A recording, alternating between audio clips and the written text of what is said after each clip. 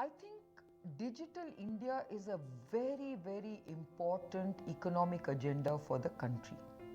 And I think this requires all stakeholders to come together. This summit actually brings quite a lot of brilliant minds together.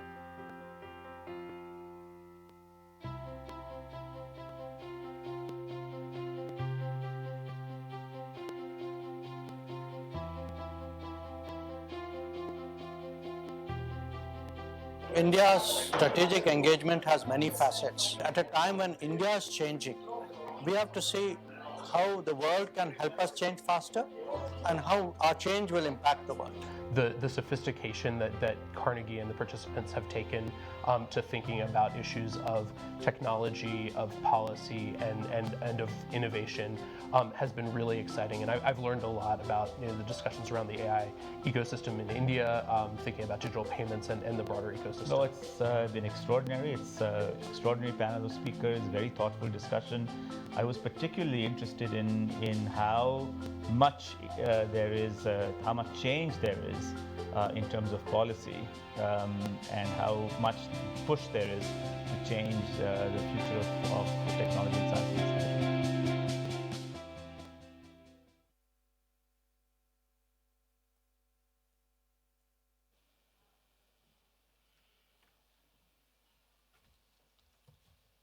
Good morning, everyone. Thank you for being here and welcome to Day 2 of the Global Technology Summit 2019. My name is Kanika Monga and I'm Special Advisor at Carnegie India. Today we have a full day of engaging discussions ahead of us. We are delighted to host senior policymakers, innovators, scholars, technologists, and industry leaders. We will be discussing a wide range of relevant and pressing issues that are facing India and the rest of the world. These include the digital economy, the governance of artificial intelligence, development of the fintech space in India, the potential uses of health technologies, and the gains and benefits of drones. A few housekeeping tips for those who have joined us today. We have short dedicated coffee breaks and a lunch break. We request you to keep your mobile phones on silent, but do encourage you to use social media to comment and contribute to our conversation online. Please stay connected to us via social media via #GlobalTechSummit. For your friends and colleagues who are unable to attend any session, the event is being live streamed on carnegieindia.org, Carnegie India's Facebook page, and Carnegie India's YouTube channel. I would now like to call on stage Honorable Minister Ashwath Narayan CN, Deputy Chief Minister of Karnataka and Minister for Higher Education, Information Technology, Biotechnology, and Science and Technology in the Government of Karnataka. I also request R.K. Mishra, non-resident scholar, Carnegie India, to accompany him to give the welcome note.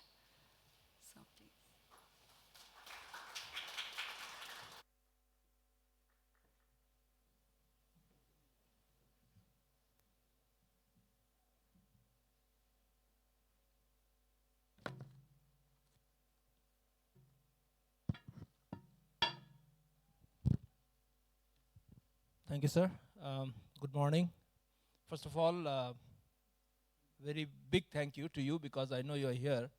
I don't know if many of you know that today there is an election in Karnataka in many constituencies. Very crucial election. It's a by-election. And many of you have experienced it yesterday because you did not get drinks. And so many of you who did not know about the election, you knew because I know many of our colleagues were sitting outside for dinner and they're asking, what's happening? Only water. And then I had to explain to them. And of course, many of our foreign colleagues did not understand how the election is related to the alcohol. So that's a very unique feature of our democracy. Thank you so much, sir. By way of introduction, first of all, he's a dear friend, very consummate, committed politician who believes in action. He has been made the Deputy CM of this state. He is a doctor by profession. He was the first president of Rajiv Gandhi Health University. I have known him for almost now a decade, uh, primarily for reasons of doing good to his people and constituency. Straightforward, doesn't mince the words, speaks his mind without worrying about the consequences. Just before coming up, he was asked by a media on a very important and I think sensitive subject of abortion pills, because there's a bill happening in parliament. Usually politicians on election day will avoid those kind of questions. He not only took on the questions but also answered it the way it should be answered. So thank you very much, sir. You know about Carnegie. Carnegie has been, as I explained to you, is headquartered in Washington, has 6 independent branches in Brussels, Beijing, Beirut. Of course, Beirut, you know the reasons of 70s, what happened there. Washington, Moscow, Delhi. When they started in Delhi, we wanted them to have a technology practice. But we really said that Delhi is not the place for technology, it's for the policy. And it's important that policy folks come to the technology capital for them to understand the importance of technology. Usually we all go to Delhi because that's the power center. That was our focus of having a technology practice of Carnegie India based in Bangalore. And we made sure that policymakers understand the importance of the city, the technology, and the roadmap of technology for India. As many of you would have seen in the presentation of Nandan and Kiran, how India has leapfrogged from being zero data to the data rich. We are not capital rich economy, we are data rich economy. And this time's theme is future of data. And Bangalore has been the host for this summit for 4 years. And Government of Karnataka, sir, has been the host state with complete support for all these 4 years. We really thank you very much. And I believe no other state in India or no other city in India is more suited to host this summit of global significance as Bangalore. So thank you so much. I request you to say a few words on your understanding and the work we do at Carnegie. And as a state, Karnataka, how you became what you became. From 90s, you brought the first IT policy of India, which was adopted by Government of India. Then you brought startup policy, which became startup policy of India. Then we brought EV policy, which of course Carnegie was instrumental in working together, which became the EV policy of India. So Karnataka has taken so many firsts and continues to do with IT, BT, and we have Center of Excellence in various data fields, AI, and things like that. So I would request you to please say a few things about it for our delegates here, and whatever ideas and thoughts you have for us to work closely with you, which we're just mentioning on capacity building, knowledge transfer, would like you to talk about it.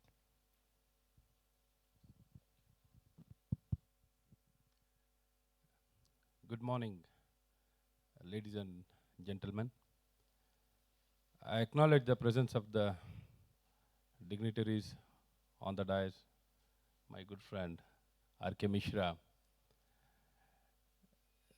is more into technology area in the beginning, then later on he has shifted to social sector. He's been a bridge between the industry and the governance to address a lot of concerns faced by the industry with regard to the infrastructure and many other issues. And I acknowledge the presence of all the dignitaries of the dais, my friends from India. Today's theme, the future of data, the Global Technology Summit organized by the Carnegie India is really the 4th edition. It's been very essential and it has made a big difference for India, particularly for the state of Karnataka and for the entire world. In the era of the global digitalization, this kind of summit makes a big difference. Since my friend was mentioning about the data, And now since in our country, it all started, the data storage started in the more than 15 years. The global data storage in our country, it's all started with Aadhaar. And the Aadhaar has made a big difference in the governance. With a population of 130 crore, because of the technology and the data, we were able to reach out to each and every person living in the remotest place. The delivery of the government welfare has been very excellent and been very efficient. And we were able to reach out to all the people with all the welfare measures which can bring in a lot of changes in their lives. And it has made a big difference. They were able to really enjoy the benefits which was meant for them. The targeted delivery has happened very effectively because of the technology and because of the data. And identity was the most important thing. Without identity, unique identity, many of the middleman is to siphon off many of the benefits. Even now we have a lot of example. One individual taking away 100 houses. We do have cases where one individual taking the benefit of 100 people. So these kind of things has really prevented the people who are supposed to get the benefits. This is an example which I am trying to quote. I fully understand how the data is going to drive this century, and it is going to fuel the emerging technology based on the data. And as all the artificial intelligence, blockchain, healthcare, biotechnology all rely upon data, and particularly on the cross-border data. For the transfer of the data, we have a lot of challenges, a lot of pressing challenges are there. But to promote innovation, we need to overcome all these challenges, and how best we can safeguard the interest of the data privacy or the consumer's data has to be safeguarded and protected. And at the same time, address the concern. The requirement of the data for the emerging technology also is very essential. Our government of India is also addressing this concern with regard to the personal data protection bill also has been placed yesterday in the cabinet. I think our Prime Minister is a better person who can understand better the benefits and the risk of these kind of challenges, and how best we can lead to address the challenges. He's been seized of this matter, and they have come with a lot of relaxation. Probably it will come out into the public domain in a matter of time. How best we can address the challenges, what the industry has been facing with regard to the emerging fields. The government of India is very flexible and is very interested to address all these challenges, because technology has made big difference, and we have been leading from the front. Data 20, and we have been exchanging the good practices what we initiated in our country to other countries, so that they can also avail the benefits of this transformation of digital technology. And I went through that you have got a proposal where you can have multilateral architecture for the global data governance, how best it can be addressing the data privacy by various stakeholders. To discuss that, all the industry experts and the academicians and policymakers all come together to discuss, debate, deliberate on these issues. Probably all of your suggestion will be well taken by the government, and we'll see how best we can address the challenges faced by the industry. And we need to be the part of the changing and emerging technology to address the lot of challenges the society has been facing in the ever-changing scenario. We need to address all these challenges, and we are fully geared up. And Karnataka in particular, has been very fast in responding to the various challenges faced by the industry by bringing out the best possible policies in IT policy, startup policy, and latest one being the Karnataka Innovation Authority. That we have the distinction of getting the first non-sector specific regulatory sandbox, which is going to address the challenges been faced by the innovators and the startup people, startup companies, uh, so that nothing should come in the way, impede their innovation in the existing laws. We have given a lot of relaxation for a limited period, for a year or a two, so that they can have all kind of trials can happen and they can emerge successfully. Once they emerge successfully, a full-fledged law will be made so that it can be accepted, well accepted in the system. To the Karnataka, we have been collaborating with all the industry and we have been reaching out and we have been listening to them and we'll try our best to make sure all their concerns and challenges what they face in the industry will be addressed very effectively. And many more things, many of the emerging technologies needs to be adapted. The technology and society, previous edition, the technology and society, the gap is very important, which needs to be addressed very strongly so that whatever technology has been developed should be implemented in the society and the system so that you can try out and do a lot of things in the society without the infrastructure are been well accepted in the system and the government. It becomes difficult for the technology to thrive and grow. I fully understand all these things and we make sure Karnataka in particular will be always extending our fullest cooperation to the industry for the particularly for the transformation of technology and adoption of technology. We'll be very willing and keen to adopt all technologies. And at the same time, I look up to the Carnegie India, since I'm also higher education minister, for the collaboration between the institution, our institution for the capacity building, since the institution are in a very much requirement of the transfer of knowledge. Knowledge transfer has to happen and a lot of collaboration needs to happen, capacity building needs to happen in many of our institutions because institution to address the requirement of the skilling of the manpower is very important. The quality of the manpower or the skilling of the manpower is most important to address the requirement of the industry to fulfill their requirement.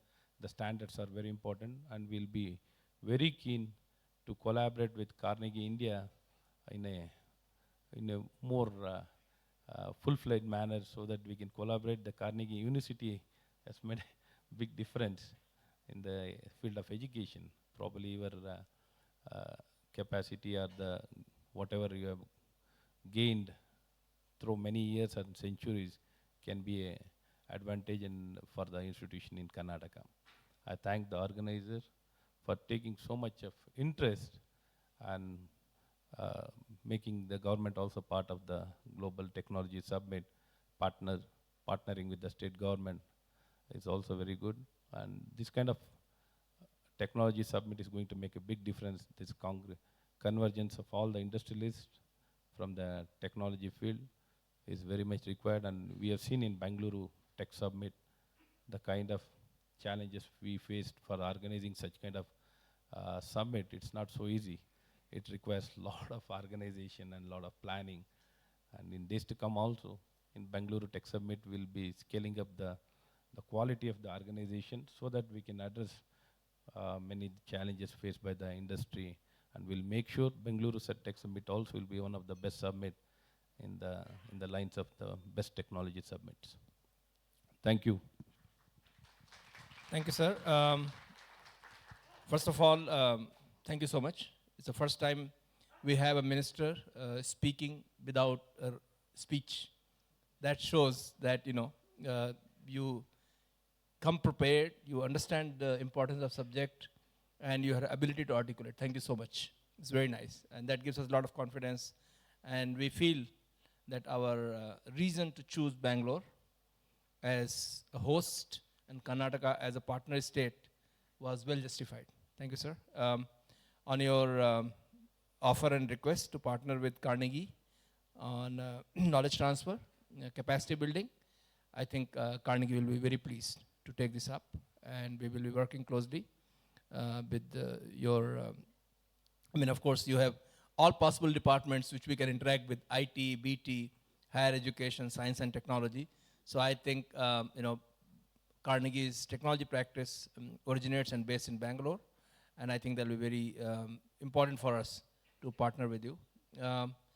We still have 5 minutes left.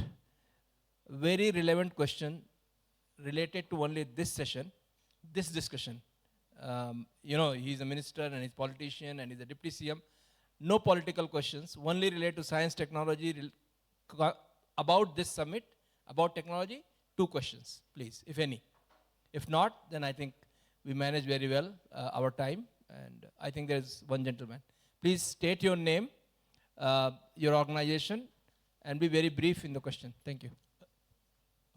Thank you for this opportunity. My name is Amol Kulkarni. I work with CUTS International, which is primarily a consumer-facing organization. It was a pleasure to hear the minister about possible collaboration with different stakeholders, including industry and think tanks like Carnegie, and about adoption of information technology in various fields. As you know, sir, adoption of tech in various spheres also come with a risk. And ultimately, consumers and users have to deal with unintended consequences of unbridled adoption of such technology.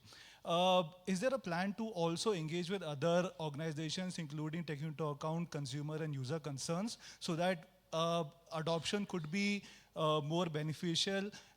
We can preserve the welfare gains of technology while also addressing and preventing unintended consequences and redressing the risk and grievances of consumers. Thank you so much. Thank you.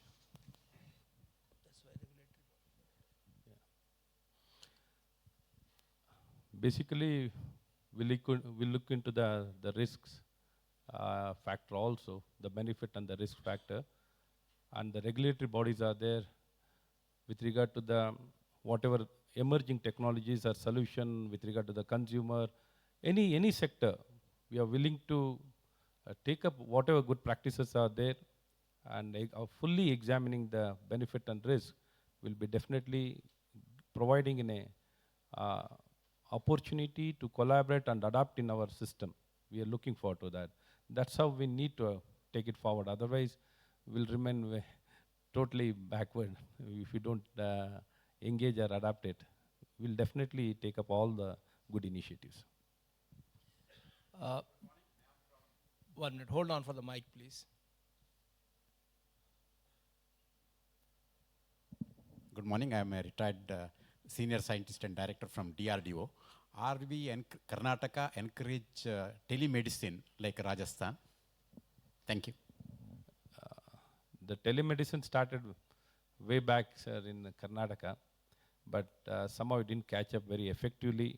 But even now, there's telemedicine, but we'll be further going ahead with virtual clinics, sir, to address the non-availability of the manpower and to provide a better quality services 24/7. Probably in a matter of time, we'll make sure almost all the PHCs will have with a roadmap. We are planning with a roadmap. Initially, we are going to start with 5 PHCs, a model PHCs where 24/7 effective services will be provided with regard to the prevention, RCH, and regular treatment. We are planning a lot of things and making sure prevention is better than cure. We want to work on the prevention level in the primary health center level itself. We want to address most of the health issues, and Karnataka will always remain, and we'll make sure, in a particularly health sector, since from that background, we'll make sure that Karnataka will be the leader in healthcare. Thank you, sir. Truly appreciate your time today, and we look forward to working closely with you. Thank you.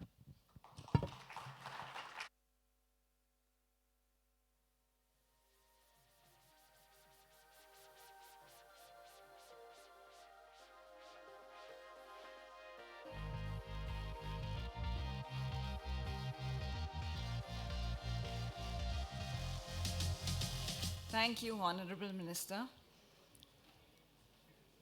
big data presents vast opportunities to augment human intelligence and economic productivity. But there is a need to balance the digital identity of consumers with cross-border data flows. Our first panel for the day is on the future of data, which is also our theme for the Global Technology Summit this year.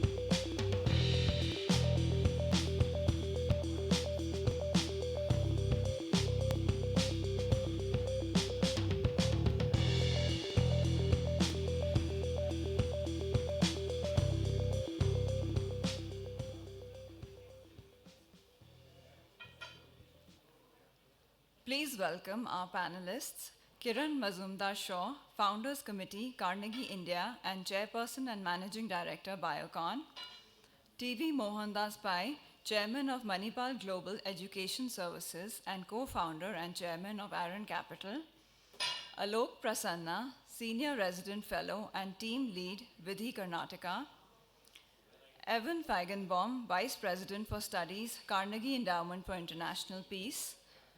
The panel will be chaired by Shekhar Gupta, Editor-in-Chief and Chairman, to.p.m.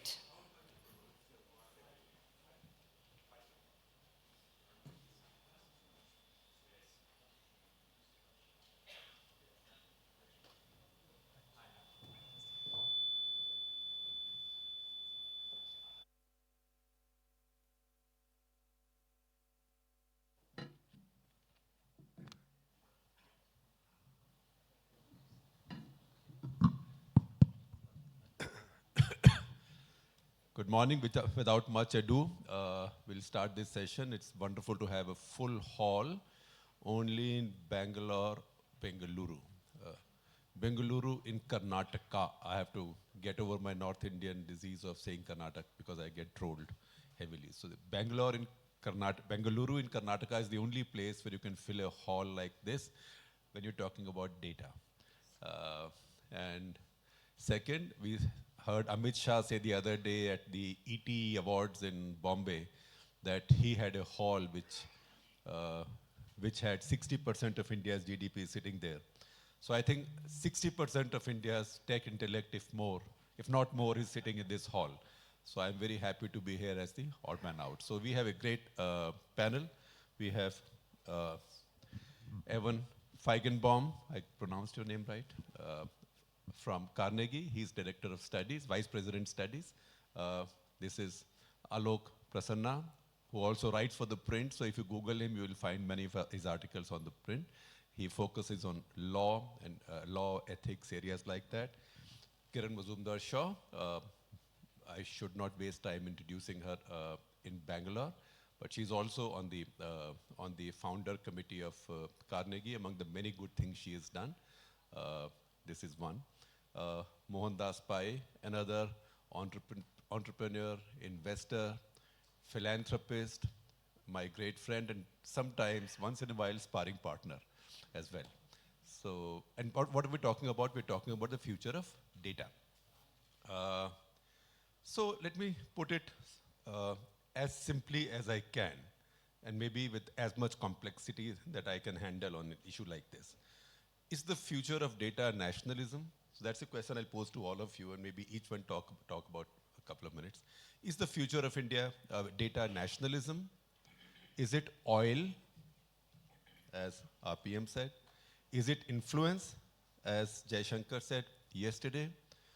Or is it just hot air that people will keep talking about it and debating it and getting neurotic about it, and whatever happens will keep happening anyway? So, start with you, Mohan. Shekhar, we need to understand the disruption that's happened in society. We are in the digital era, where the enormous amount of data resides with a few people, and their data is about our persona, what we do, where we transact, what we see, where we go, etc. Everything about us has become digital. And with AI and machine learning coming together, with cloud computing coming together, enormous power is available with people who have this data about individuals. And this data is being manipulated right now by the digital monopolies to manipulate our minds. Now, when you go to Google and search, what you get is not what you want to see, but what Google wants you to see. And we have seen in that movie too, the documentary, The Great Hack, how people's mind at election times, others can be manipulated. Even in the US, this has become a problem. The land of the free, this has become a problem. I was in a conference in LA, and people are now debating that. So we are seeing the rise, we're seeing concern in society about individual rights and data residing with digital giants who can use it to the detriment of the individual. So we have to come out with something where the data of the individual is protected. Now, I would go back to fundamentals to say, as individuals, we are citizens of a particular country. The country has an obligation under a constitutional democracy to protect our rights and enforce our rights. We have rights. In India, the Supreme Court has said that privacy is part of the right to life. So data, which is part of privacy, it becomes a fundamental right, right? So we need a sovereign to protect our rights. For the sovereign to protect our data, the data has to reside in India. But sovereign can be Putin. No, I will tell you, I understand. I'm talking about democracy. China is a different beast. It's already there. Then we can go to court to enforce our rights. If the sovereign is tyrannical, we can go to court to enforce our rights. The sovereigns are tyrannical in all countries, including the United States, when it comes to data. They snoop on everybody. We know that. But you can go and enforce your rights because the courts will protect you. Two, there has to be data residency, because the data residency is in India, then our rights are safe, it can be enforced. Otherwise, you can't do it. Second, criminal action. Now, many criminals have a trial. Terrorists have a trial, data trial. You need to enforce that. Next issue comes is, who does the data belong to? It belongs to the individual. That is now very clear. It belongs to me. Can anybody else do the data? Yes, with consent. If I give consent, it can be done. And all of us give consent for all the data that is available. We give it blindly, and we give the consent. And then can the data go outside national boundaries? Yes, it can go outside national boundaries, provided we give consent. So we have to create an international agreement and a framework. If I were to put a headline to that, the future of data is nationalism. But nation controls it and then can share it as an asset. No, I won't say nationalism, because that will be a very broad word. A headline can only have 7 words. So. The future of data is democracy. Okay, let me come to you, switch to this side. The fact that a lot of the data sits in some countries, or companies or corporations owned by some countries, does it give those countries special strategic power or diplomatic or geopolitical leverage over others? Well, I think that's being tested. And I think in some ways, you mentioned China, I think China's at the core of the test. And it's interesting to see what's happened, because China is beginning to influence debates about data even in the United States. Partly because there are apps, for example, that collect data. There's a debate, for example, about TikTok, which you may or may not know. This is a video creation and sharing app that's owned by a Chinese company, ByteDance. A lot of younger Americans are very active with it, and it's become a politically charged subject, because people argue, oh, a Chinese-owned entity suddenly has access to Americans' data. So I think, you use the word nationalism, it is broad, but I do think the question not just of where the data resides, but how governments can or cannot weaponize data, impinge on what companies do, and ultimately get into the lives of the individual, is something that's going to be tested. And what I've been struck by is the way in the United States, where so many of the data debates for a long time were about privacy, have begun to shift, particularly over the last year, really around this question of China. And to me, there are kind of 3 pieces of it. One is how and to what extent governments can harness data for political purposes. Why is China at the core of that? Because so many of the systems and technologies that use data, facial recognition, surveillance technology, things that can have beneficial commercial effects but can be used by governments in less beneficial ways, societally and also for their own political purposes. That's become a highly charged debate. China's at the core of that. A second is because many of these technologies that use data, mobile payment, so on, can give a very robust picture of a citizen's life, not just your online life, but your offline life. because you're paying for offline services with mobile payments with your smartphones. China's really pioneered that and given it greater depth, scope, and it's used to a greater extent there. So that's beginning to impinge. The way that's played out in the United States, as I said in the TikTok case, it's not just a question of how China regulates its own citizens' data, but to what extent a country like that has reach into Americans' data. It raises the question of extraterritorial reach of governments into other countries' data. And finally, there's the way it cross-cuts geopolitics. Can governments weaponize data in ways that have political and strategic effects? And I think the jury's out on that, but I do think increasingly that's going to be at the core of the debate. And that's why, if you take, for instance, the two largest economies in the world, the United States and China, where things were often thought about through an economic prism. Economic integration was supposed to mitigate security competition, mitigate obvious differences of political system and ideology. Increasingly, that not only is not happening, but the security prism is now bleeding back into the economics. So things like technology, use of data, they're being refracted back through a prism, not just of nationalism, but of security, in ways that I think were unthinkable 5 or 6 years ago. If I may ask you to rate three of these as essential attributes of underlying value of data. One is security, second is economy, third is technology. Rate them as 1, 2, 3 in terms of importance. Rate them in what sense? In terms of their value? Yeah. Well, it depends whose agency you're talking about. I think for companies, it's the commercial value of the data. So that's true even of Chinese companies. For nations, for citizens. I think it'll be security. Increasingly, will be ranked by governments as number one. And I think that the danger of that is that companies that don't anticipate what that's going to mean, and also the way that will begin to obstruct flows, not just of data, but of technology and of other things, are going to really raise the bar for the kind of governance regimes that we were beginning to talk about before. Kiran, the same basic question, but also, do you think data really has as much value as it's now reputed to be, or do you think we are exaggerating because we don't know enough? Is it the new oil? Is it not the new oil? And the larger question also, what is the future? Is it nationalism? Is it? So, I think data is the new economic growth driver, no doubt about that. I think it's not oil, but it's renewable energy, because it can that's be... a new one, yes. I think, remember, this will be quoted, huh? No, it can be used in so many different ways and over again. Recyclable. And I think what is very important is that ownership of data is extremely important. And that's why there is this national connotation of who owns the data at a national level.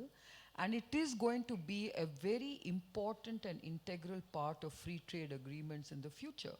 Access and sharing of data between economies is also going to be very important. And therefore, I think we do need to realize the value of data. Every economy will have to realize the value of data. In fact, one of my theories is that whilst China is building physical infrastructure and trying to capture the developing world in some sense, I think, India actually can be even smarter by building the digital infrastructure and digital backbone of many economies. And that becomes very important as a geopolitical strategy. So I think data is very important, because data flow is very commensurate with trade flow in the future, because the digital economy is going to make sure that the digital bridge is what is going to make you very successful.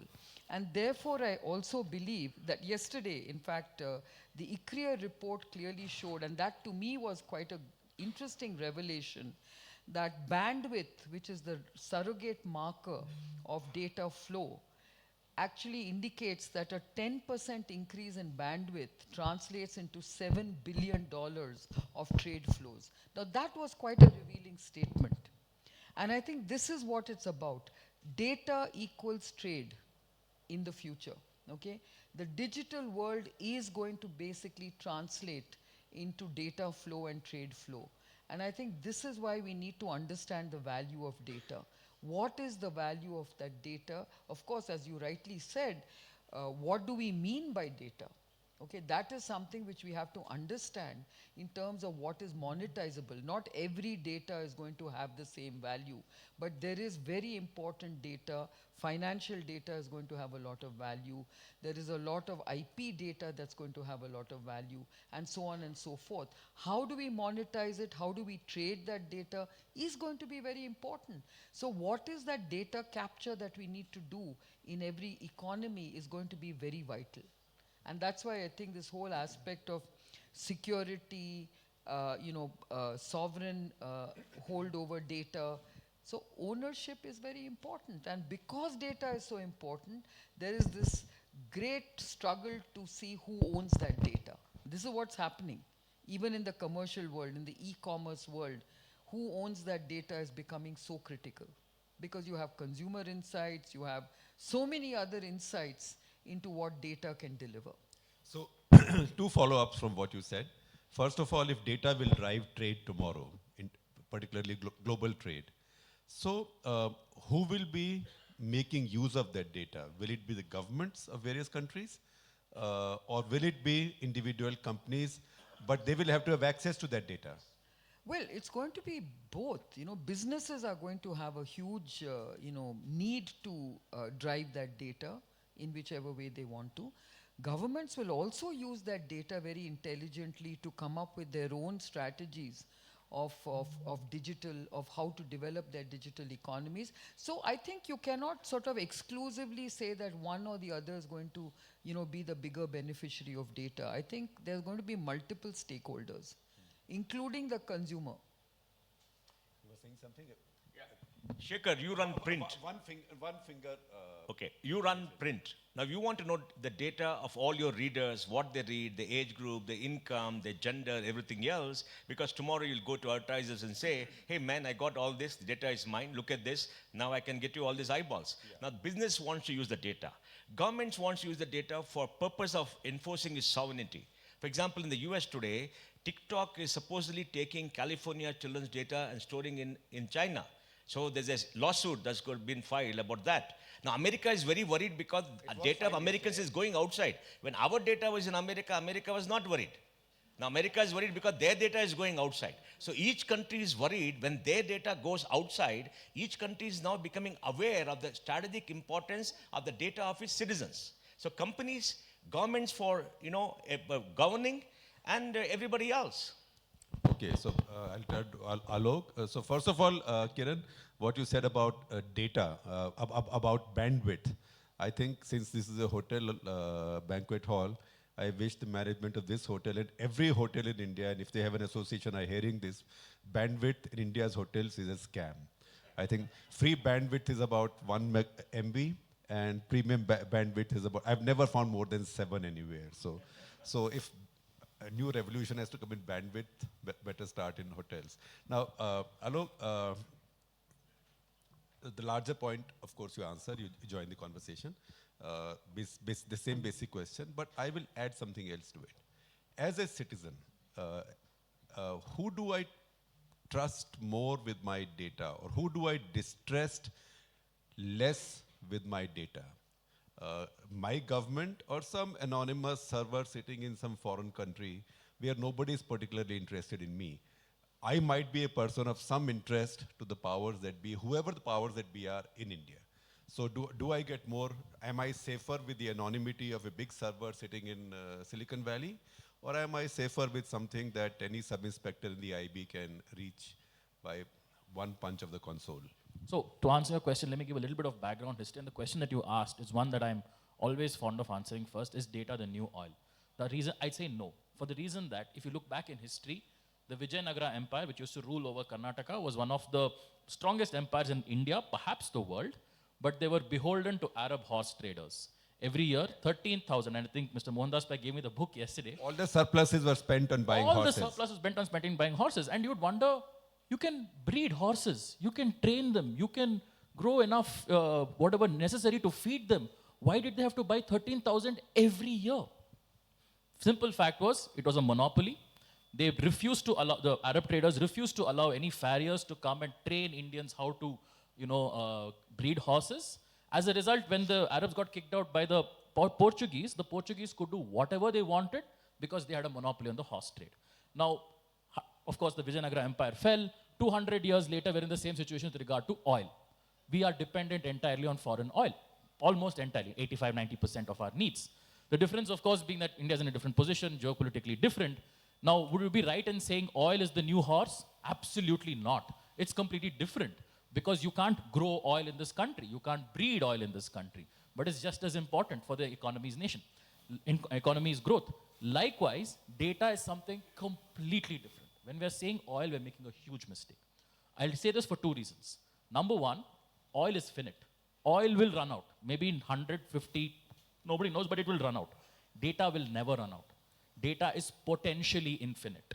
Okay? And this is something that we still haven't fully understood. Data is potentially infinite. The second thing is, oil, the more you have it, the less useful it is in terms of monetary value. Why do you think Saudi Arabia and other countries got together to create OPEC so that they could control supply? If there's too much oil, the value of each individual unit falls. That's basic economics. But with data, it increases. With data, merely knowing our names is worthless. Merely knowing our names and ages, little bit more useful. But you take 100 data points about us. The value of that data is more than those 100 individual data points. And it keeps increasing exponentially the more data that you have about us. Why have companies been able to create monopolies? Why is it that nobody can compete with Google? Nobody can compete with, and apologies to our sponsors, Facebook. It is because the amount of data that they have means that it is far more valuable. So to answer your question, we're not going to see a competition between nations. We're going to see a competition between nation states and companies. And this is something we have to take an active call on. Will we, and you've framed it absolutely correctly, will we trust our nation state, which today we have, as Mr. Pai pointed out, constitutional protections, legal protections, institutions, or will we rely on companies which are not based in our country? They could be based in the US, they could be based in China. But we cannot speak to them. We are only consumers to them. We are certain value to them. But as citizens, we have rights. And this legal framing is important. And which is why something like the Data Protection Bill is extending it to say, you're not just consumers for this company. You are certain rights-bearing citizens, and you have rights in this context as well. So yes, we have to place our trust in those who are seeing us as rights-bearers and not just as consumers. You have a view on data being the new nationalism or just an influencer? I don't have a particular view on that. Because the thing is, we don't know if the nation state is necessarily more powerful than a company. We don't know that. I mean, China thinks it is. And let me move the context of China. The Chinese Communist Party thinks because it has a lot of men with guns, it's powerful. In 5 years, that could be proven wrong. In 5 years, they could find that they're being played around by some of the largest monopolies this world has ever seen. They don't I don't know if they realize the danger. I would love to know if they're addressing this. East India Company? They could be. It could be. They think No, they may be missing this. but I thought China had firewalled itself quite Which is nicely. all the bigger danger. Nobody to compete with them. Nobody to compete with Baidu. Nobody to compete with an Alibaba. Nobody to compete with the Tencent. If the three of them got together and decided we are going to determine who succeeds Xi Jinping, would it be really that difficult? I think there'll be a bullet in somebody's head before that. But it's an interesting thought to debate on. You wanted to say something? I saw you. I just was struck by your reference to quantity of data, because I mean, quantity and scale is not everything, right? I mean, if it was, then I read something interesting where somebody compared it actually to labor, right? You can have, just having a lot of labor, just having scale isn't the end of the story, right? You need labor mobility, you need labor flexibility. Labor markets are not just about scale and quantity. So the same is also true of data. It's not just quantity of data, it's how you harness, process, utilize, and leverage the data ultimately. And so that's why countries that have scale aren't necessarily the ones that are going to dominate data governance. Could be, but only if they figure out how to link scale to these other sets of things, which is also why it's oil. It's not just about quantity. Yeah, but Evan, I think there is a case to be made, because a lot of these disruptions that are taking place are very dependent on big data.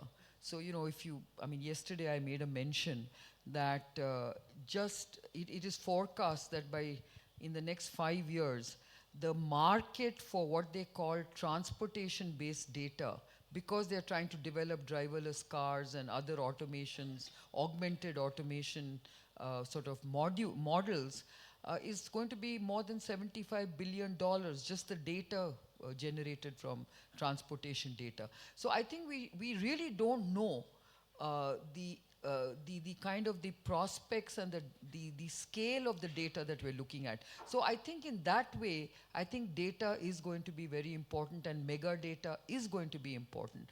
And it depends, like you very rightly said, data on its own has no value, but the way you annotate, capture, and analyze data is.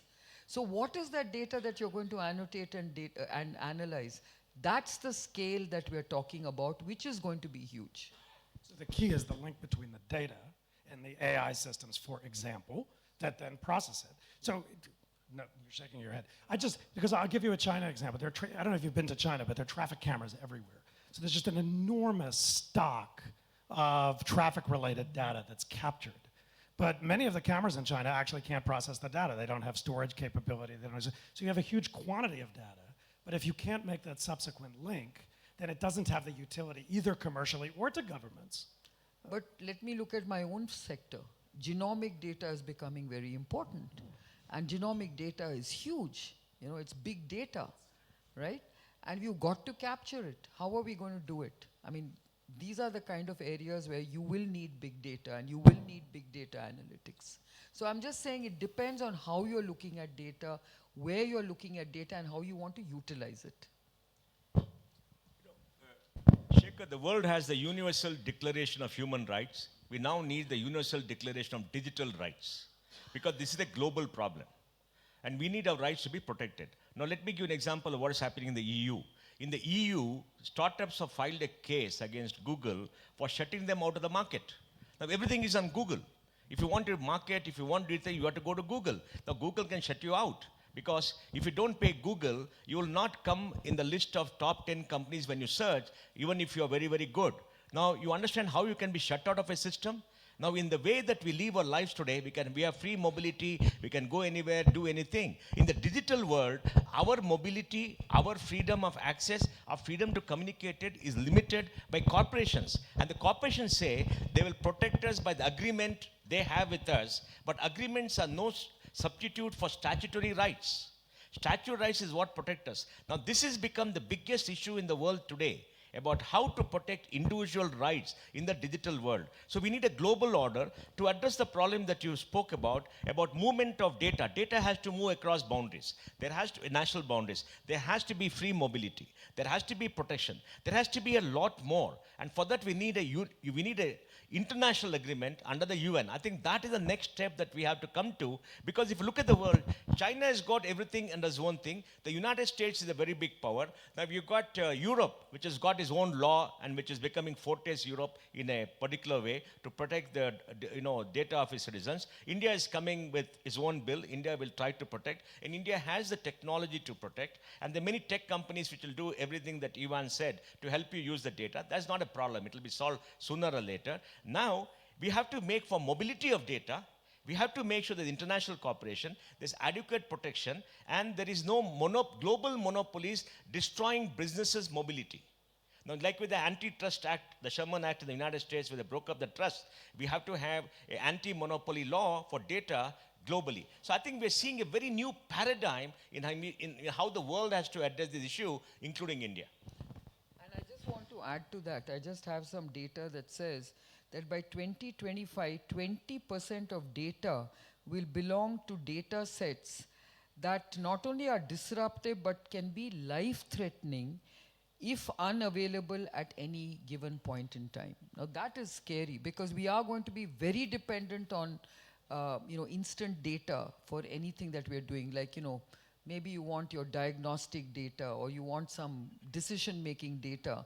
And if you're denied that access, it could be life-threatening. I mean, this is something to think about, and that's why you're right. You need those anti-monopoly kind of rights. I think that's a very good point. As the moderator, I should not misuse my position, but I'll take 10 seconds to tell you that the print, which is very new and has been growing quite nicely, when it grew quite phenomenally over 3 months, we suddenly found that our Google traffic collapsed by 90%. And now I am told that Google has, for whatever reason, downgraded us. Now, I don't know what is the solution. I don't know what is the redressal. I don't know who to. I don't. Well, I mean, we can have many enemies, right? So, life is about sort of mobile warfare, right? And shifting vested interests. But what you say about the power of the platform being so exaggerated is right, and we don't know why. Nobody tells you why. In fact, you also take time figuring out that this has happened. So, two of you are more geopolitical and global laws. You tell me first, this idea that there should be a global agreement now on data, something through the UN, at a time when everything that's been done through the UN is under threat. Human Rights Convention is under threat. Climate change is under threat. NATO is under threat, right? I mean, the only question being, is it dead or brain dead? So in such a situation, can you imagine a turnaround in the global view on a rules-based system globally, even to do with data? Yes. Where America has such a big advantage and China has fortified itself in its own corner. It's possible. I'll say straight up. We have a long history of very successful global rules setting, standard setting. I'll give you just one example. Your chlorofluorocarbons, right? To fix the ozone layer. There was a huge panic. People were really worried. And yes, it didn't happen overnight. It took time. It took time to get That's the what they use in refrigerants and air also in your yeah. air conditioner. So there were technological developments also aided in that process. But it couldn't have gotten off the ground if people didn't get together and said, we have to do something. There won't be 100% success. I mean, if we can take the WTO or something that has worked very well, even if you say, compare when the UN Human Rights Charter began, immediately after World War II. We're talking about the largest mass slaughter in the history of the world.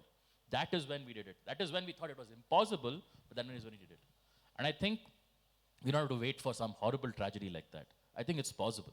It won't work 100% on day one. It may probably not even work 20% on day one.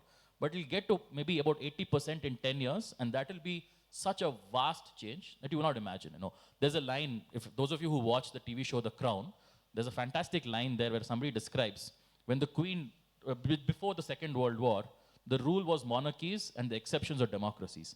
Immediately after the Second World War, the rule was republics and the exceptions are monarchies, and monarchies are fading out. So it's not as if it's not impossible. It's possible. We shouldn't let the perfect be the enemy of the good. I think we may not get, say, the US and China to agree on everything today. But that doesn't stop, say, India from starting off by saying, listen, we think data localization should be the norm. I know that if India says it, 100 countries in the world will say, yes, you're right.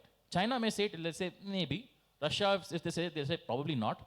But I know with India, given that it has an experience of more or less continuous democracy, has the experience of running with written constitution and somewhat rule of law, people will say, you know what, this is probably workable. This is not coming from a place where you are trying to regress on the larger human rights principles. You're not trying to regress from all of that.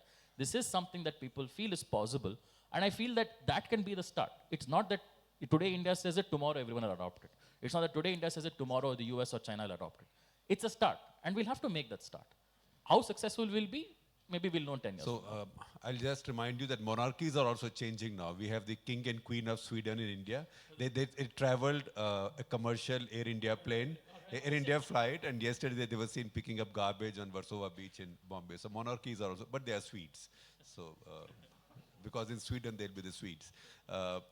Evan, do you see this cycle now turning? And once again, important parts of the world saying that, look, it was good to have a rules-based global system of governance. We've gone too far away from it. Whether Trump gets re-elected or not, something has to be done about it. We have to restore some kind of a status quo in this situation and go forward, because there are more challenges. I think people are saying that, but I think it's getting more challenging and it's getting harder. You see that on data, but you see that in other areas too. If you look at what's happening to the trading system, for instance. And the US is guilty there too. It's not just protectionism at home. It's what the US is doing, for instance, to the WTO appellate system. by blocking appointments of judges. So, but whether it's what the Japanese government was trying to do with data through the G20 or other mechanisms, I don't know if it's possible, to go to your very blunt point, but I think there's a sense that it's necessary in this area as it is in others, but it won't be easy. So then the question becomes, how do you deal with it in a way that brings together enough of the stakeholders around enough of the rules and enough of the standards to actually make a meaningful difference functionally? And that to me, that's the core of really the problem with multilateralism now generally. It's that form has been driving function rather than the other way around. And so getting to sort of a functional agreement around, even if it's a minimum set of standards, that's going to be the challenge. But I do think that's gotten harder. As an American, it's a Trump phenomenon, but it's not only a Trump phenomenon. So let me ask you a follow-up. In a world which is now run by Donald Trump, Putin, Abe, Xi Jinping, Narendra Modi, Erdogan, Netanyahu sort of now fading, Boris Johnson, Orban, Bolsonaro. This is a world run by alpha males of the right, alpha males of the nationalist right. In this group of global leaders, who's going to turn the clock back? Because nationalism is what drives their politics. So how are they going to see a fresh vested interest now into a globalized, rules-based system? Yeah, well, it's funny, the way it's playing out, I think the way it's being framed, I spend a lot of time looking at geopolitics. Increasingly, a lot of issues are framed in a very bipolar way. There's a US model, there's a Chinese model. Other countries are sort of the forgotten players, but that's not actually how it's playing out. Because there are a lot of countries that have scale, they have economies that are substantial, and they have an interest, not just in rules, but in what the system and systemic outcomes mean for their interest. My favorite example of this is in the trade area. India is not party to the Trans-Pacific Partnership, the TPP, but neither is the United States and neither is China, which is important and interesting for what it says about how multilateralism is evolving. In 2016, before President Trump was elected, President Obama was trying to sell the TPP agreement domestically in the United States. And he used China as a kind of foil to do that politically. So the way he talked about it, some of the Americans in the room will remember this, he'd say, if the United States doesn't write the rules, China will write the rules. Therefore, ... the United States needs to write the rules. So when President Trump withdrew the United States from that trade agreement, if President Obama had been correct, by logical extension, what should have happened? China should have come in to write the trading order, the rules of the trading regime that governs East Asian trade and investment. But that's not what happened, right? What happened was we ended up with TPP at 11, with neither the United States nor China setting the rules, and both on the outside looking in. And I think that's how it's going to play out in an increasing number of functional areas, is you have a number of powers, India, Japan, others, who have an interest in outcomes and have the ability to make their voice felt, to act on their interests. And so you have the potential in a bad scenario for fragmentation, fragmented standards, fragmented regimes. But you also could get a lot more drivers of the action, and we shouldn't just, we're going to get a much more, kind of a much more fragmented world, but one that gives more opportunity for others to drive outcomes and standards. Take some it's an opportunity for India, actually. Some questions from the audience. Please raise your hand right there. Please tell us your name and keep your question really short, because this is running to Swiss time, not Indian stretchable time. Please go ahead. Go ahead. Hello. Hi. Good morning. My name is Ravi Ram. I practice independently in the finance domain.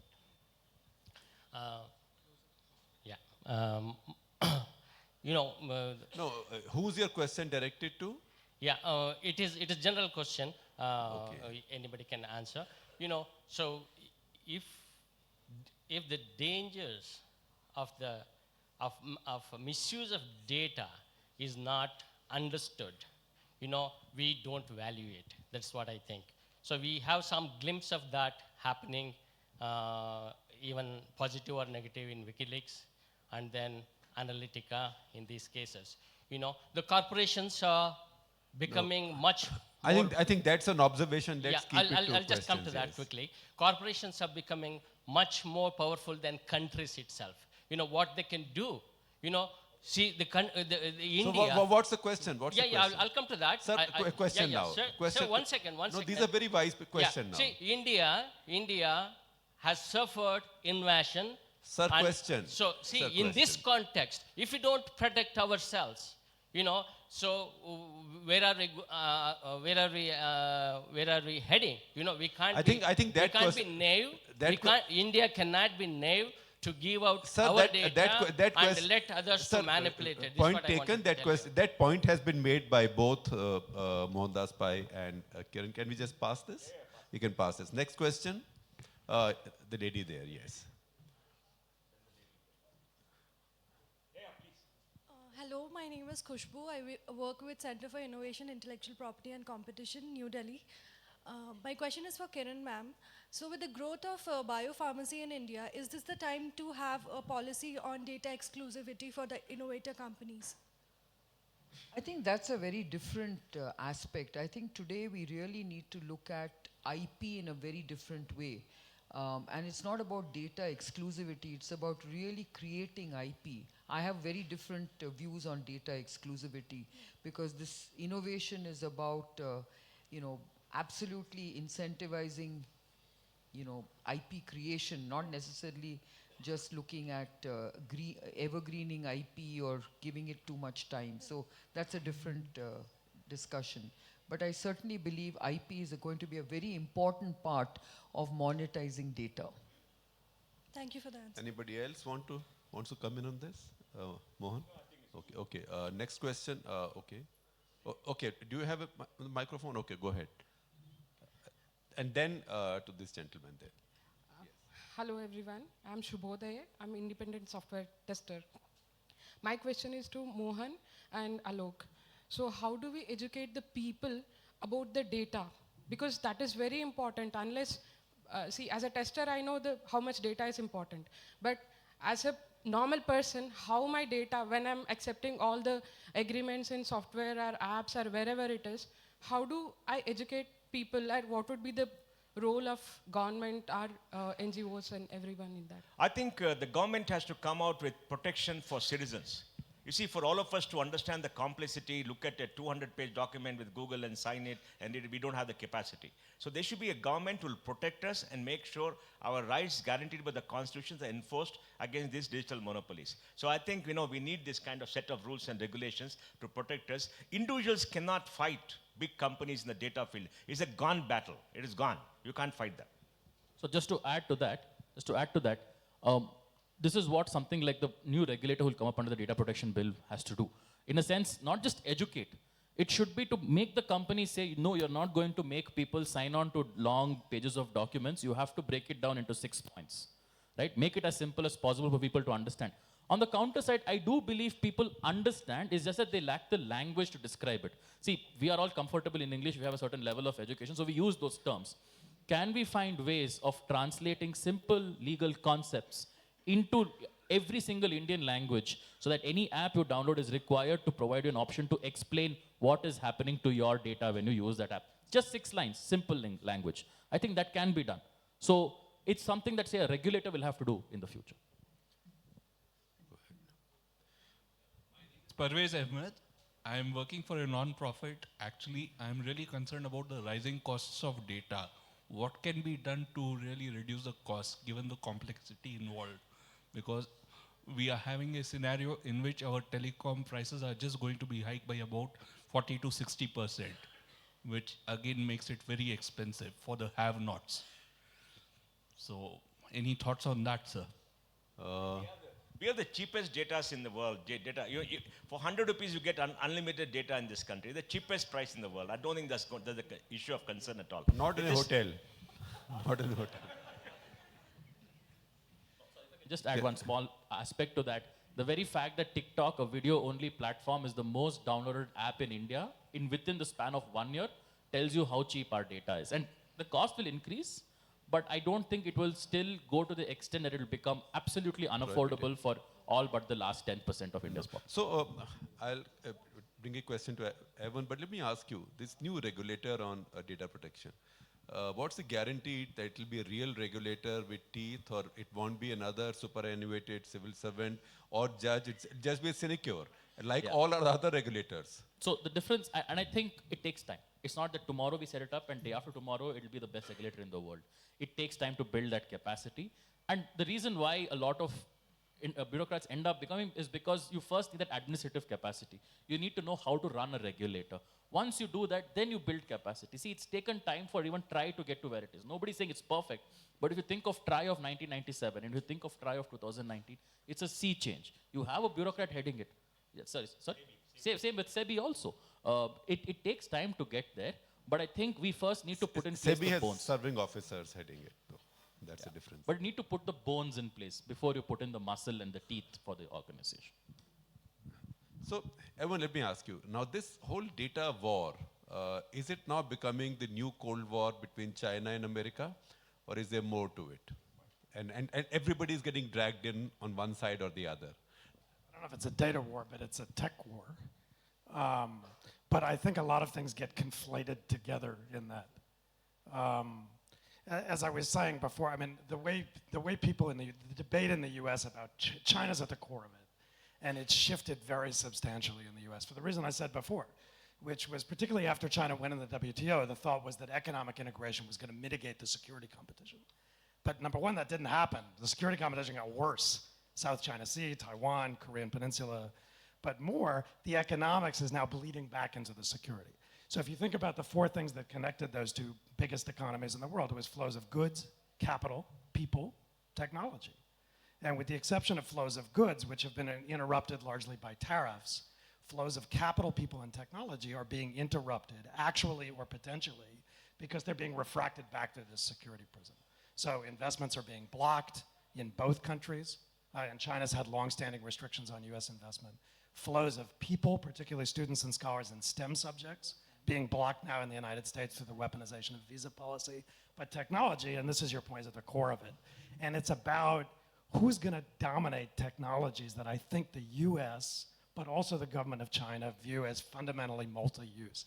AI, quantum, things that use data, which is how the data comes into it. And that's about supply chains, it's about standard setting, there are a whole lot of things that are piled in.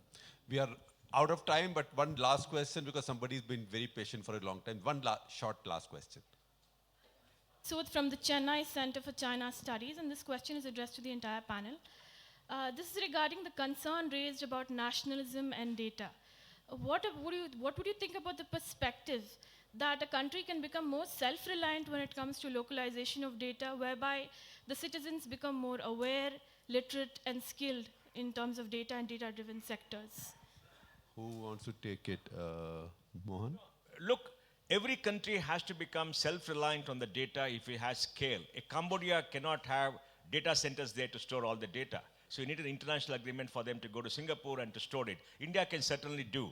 So I think this data nationalism will happen because what Shekhar said is right. The alpha males who rule this world want to make sure the citizens are protected. Alpha males of the nationalist right. Nationalist right to rule this world, as per Shekhar's definition, want to make sure the nations are protected, citizens are protected, they're seen as protectors, and data is a very important part of what they think protects them. And then, once they protect the fiefdom, they think, how do we trade to each other? They'll come with an agreement. So I think we've had a stellar session.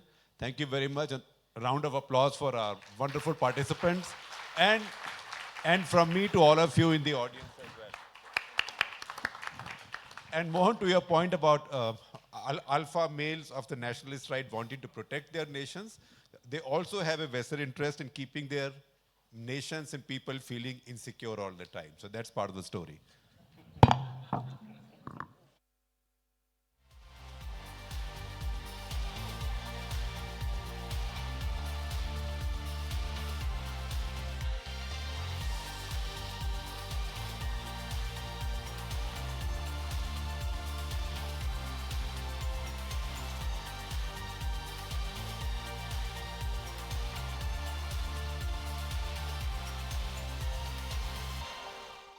Thank you, panelists, for the very interesting discussion on the value and ownership of data. We now have a video message from Kai-Fu Lee, Chairman and Chief Executive Officer, Sinovation Ventures, and President, Sinovation Ventures Artificial Intelligence Unit. Dr. Lee is one of the world's leading experts on AI. In this message, he will share with us his analysis and insights about AI technology revolution, as well as how the world will move into an era of two AI superpowers, China and US, along with the societal and geopolitical impact that AI will bring upon us.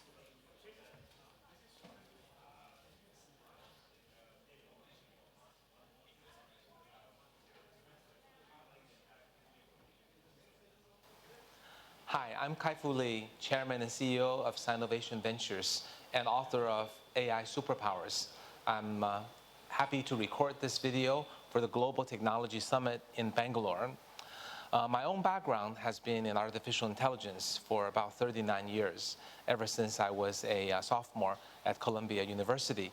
I then later received a PhD from Carnegie Mellon and have been working on and off in artificial intelligence, including my career at Apple, Microsoft, Google, and now I am leading a venture capital firm, Sinovation Ventures, which does investment in many areas, but probably most known for artificial intelligence. I wrote the book, AI Superpowers, really to convey two important concepts. First is that the US dominance in technology may be over. Now, many of us take it for granted that starting from semiconductor to PC to software to internet to mobile to social to search, etc., US has dominated globally with 80% or even 100% market share. And that is very much to the credit of the incredible entrepreneurship and innovations in Silicon Valley. But it seemed like no other country can be successful. And I wrote the book to explain how China come to become an equal strength superpower in the area of artificial intelligence. I talked about how China, as a very large market, was able to collect a lot of data, use the data to drive entrepreneurs, and the VCs looking at the large market were able to raise a lot of money and help the entrepreneurs in a very tenacious competitive environment where capital fueled the VCs who selected the top entrepreneurs, who competed in a gladiatorial way to build great products that actually grew the market and made the whole market worth more. And that happened first in mobile and then later now in artificial intelligence. China is now in an equal leadership position to the United States, whether we measure by new mobile unicorns or new ideas in mobile or artificial intelligence value creation. While US remains the research and the breakthrough leader, China is now creating as much value as the US did. And this will have important implications for many parts of the world. I think in particular, with the audience being distinguished guests from India, India clearly has the same large amount of data and a large number of users and the largest market that is being created. I think that is a very, very positive thing. I also think the Indian government, in doing national ID and the collection of healthcare and financial data, is building an excellent foundation. And also Indian mobile companies are emerging, with leading to excellent growth in not only the sector, but bringing up the whole GDP and the technology literacy. I think these are fantastic things happening in India. I think India, in order to realize a potential that is similar to China's, I think India still should focus more on developing local VCs and ensuring that the competitive environment is such that the companies are very close to the market and iterating quickly and following not only the great things Silicon Valley has done, but also the great things exemplified in China. And my book, AI Superpowers, describe many of these things. Hopefully these are useful reference points for Indian entrepreneurs and VCs to consider, so that India can potentially become the third big AI superpower. So coming back to artificial intelligence, whether we end up with 2, 3, or 4 superpowers, the world is changing. PwC has estimated that AI is creating almost $16 trillion of total economic value to the world in the next 11 years. And this will be in many, many industries. In the book AI Superpowers, I talk about AI happening in 4 waves. First, on internet, where the data is most plentiful, and then on businesses, in particular financial businesses. After that, AI will gain the power of perception, not only the ability to see and hear, but also sensors can sense many things that people cannot, thereby creating many exciting AI applications based on cameras, microphones, and other sensors placed everywhere. Finally, in the 4th wave, AI will gain the power of movement, such as our arms, legs, and fingers, the ability to move, to manipulate. This will bring about the age of robots and also the opportunities with autonomous vehicles. I think these fantastic waves impacting every single traditional industry will bring about this huge benefit, $16 trillion we talked about. At the same time, AI will cause a number of issues, such as privacy issues, security issues, job displacement, growth of the current wealth inequality. And in my book, I particularly talk about the job displacement. While AI will help and enhance many professions, such as doctors, lawyers, CEOs, AI will also displace many workers, in particular, white-collar and blue-collar routine workers. And these include many jobs, say, in manufacturing in China, but also many of the outsourcing jobs in India. So it's an important thing to look after, because this will potentially create challenges for those people in the routine jobs. In my book, I talk about the many solutions, such as helping to find the new jobs that will emerge, in particular in service, compassion, appealing to the unique human ability to love each other and help each other and respect each other and trust each other. And there are many things that the governments can do to help the transition. Overall, I believe AI, like any other technology, is neutral in itself. And with more people focused on good applications, more people, technologists, focus on solving the problems with new technology solutions, which will in turn bring about more jobs, that will finally, I think, lead to a very positive outcome, with AI really transforming and improving the whole world for all of us. Thank you.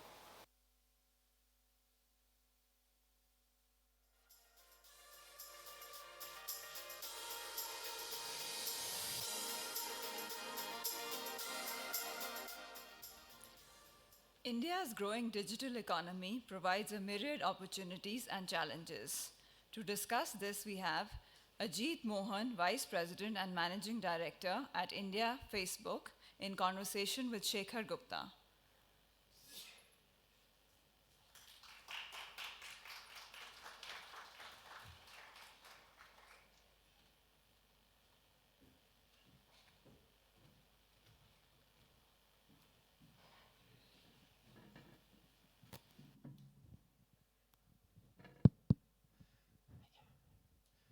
Well, welcome to this session.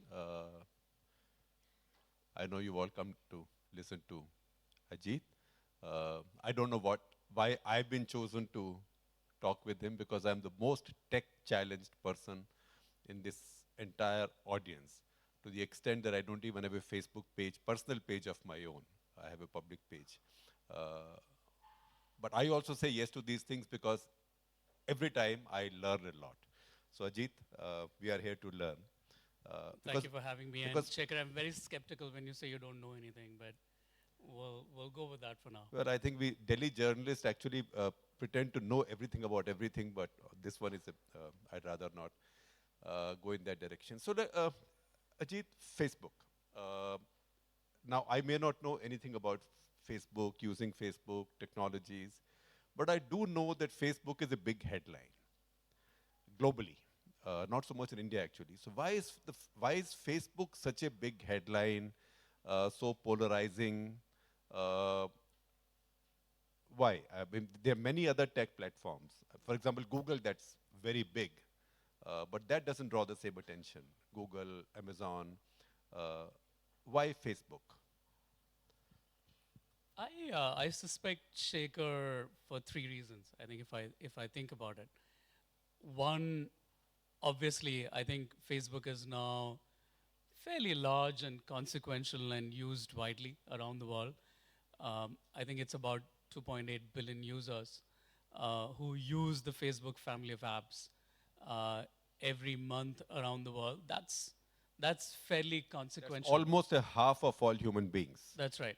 And therefore, I think it's fair that there should be scrutiny on a company that is so deeply embedded into the social fabric of societies around the world.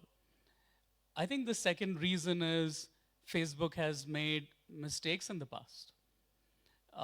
And if I look back 2 or 3 years ago, and that started, I think, the conversation about Facebook linked to essentially access for third-party developers, which was not intended. And even though some of the practices, Cambridge Analytica has now become a label, and although it violated Facebook's own policies, I do think the company has acknowledged that there were fundamental assumptions that third-party developers would behave in some ways and adhere to our policies that didn't work out. So I think the fact that mistakes were made, and I'm sure we'll talk about it, coming into the company a year ago, one of the things I've noticed is the extent to which there is an effort to correct the mistakes and create a new roadmap that is a lot more focused on privacy. But the fact that mistakes were made, I think, is the second reason. And I think the third is, on the back of that, Facebook today is quite a different company than it was 2 years ago. And part of being different is we are very keen to think through what the new rules of the internet should be. I think the internet operated for the first 15 or 20 years without a lot of traffic rules, without a lot of guidelines or guideposts. And I think there was a moment 2 years ago, at least for us, where we recognized that that can't be the way forward and we need to do it differently. And it's not just us. Digital players do need to think about it differently. And I think to your question, Shekhar, I think we have been very overt and leaning forward on articulating some of our views, which I think brings additional spotlight on us. So I think it's a combination of all three, why there's so much scrutiny on us. So I'm interested in you saying that internet grew without rules for a long time. But wasn't that intrinsic to internet's growth, that it was essentially an anarchic business and it thrived in anarchy? Now, once you put it under rules, once you build in the bureaucrats, lawyers, activists, then internet loses what was so unique about it, which is it was an anarchy and a complete democracy. The democracy, yes. And I think there are two different parts to it, right? And I think a lot of people in this audience would obviously associate with that if you look at history, this has been true whenever there's been big technological innovation or disruption. The early years of that disruption has invariably been followed by frenetic activity without clear guidelines. I think it's been true for every new technology that's had a positive impact on the world, and the internet was no different. Well, the gold rush is a good example. Yeah, and I think to some extent, Shekhar, I think you're framing it as gold rush and anarchy. I'm framing it as that explosion of innovation was positive. It created entirely new economic models that the world hadn't seen before. And whether it benefited from the absence of new rules or whether, like at different stages in the world's development. You're not in a position to develop the new rules until the fog clears out a bit. And you're really aware of the tremendous positive impact.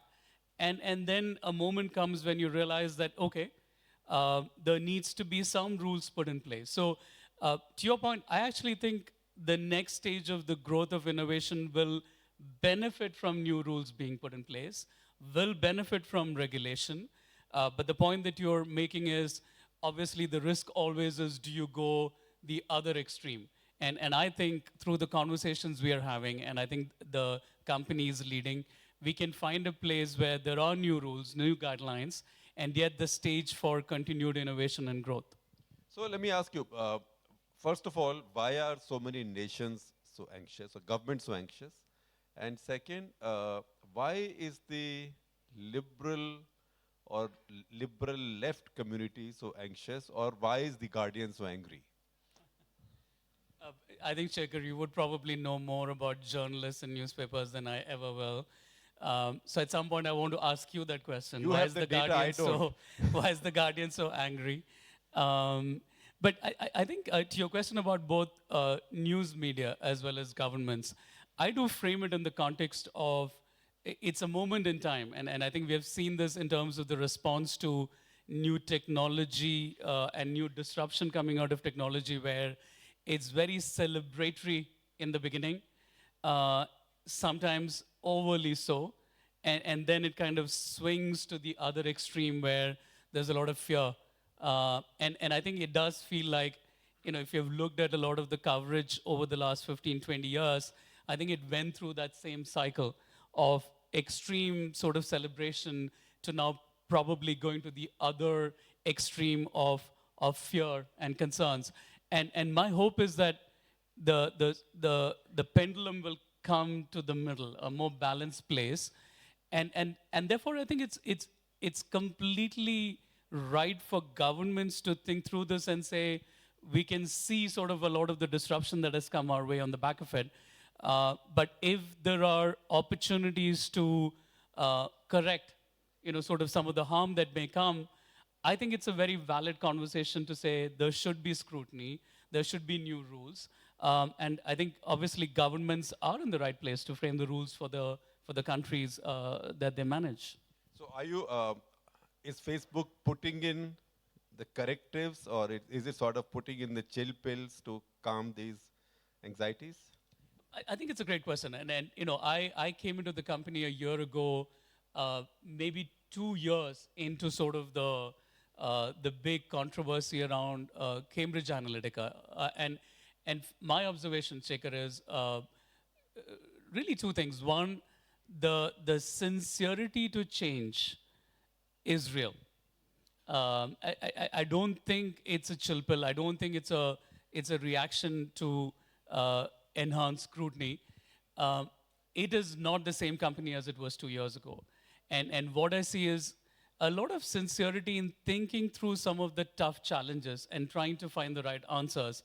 And I think one evidence that it is not a chill pill solution is that we are actually being very forward and articulate about the positions we are taking, where I think if the approach was to lie low, I suspect the better answer would have been to be a lot less vocal about how we are thinking about it, including some of the principles on freedom of expression, and being very in the news and very front-footed about articulating it. And the second is, I think there's also recognition that on many occasions, once you go down this path, it's raising very difficult principles in terms of how do you make the trade-offs.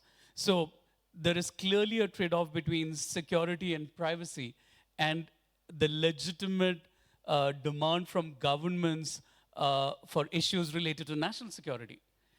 So I do think we're trying to get our head around it, and I think all the tech companies are trying to get their head around it. And for me, I would frame this as we're now in that stage where we are trying to set the new rules of the internet and the relationship between citizens, tech companies, and governments.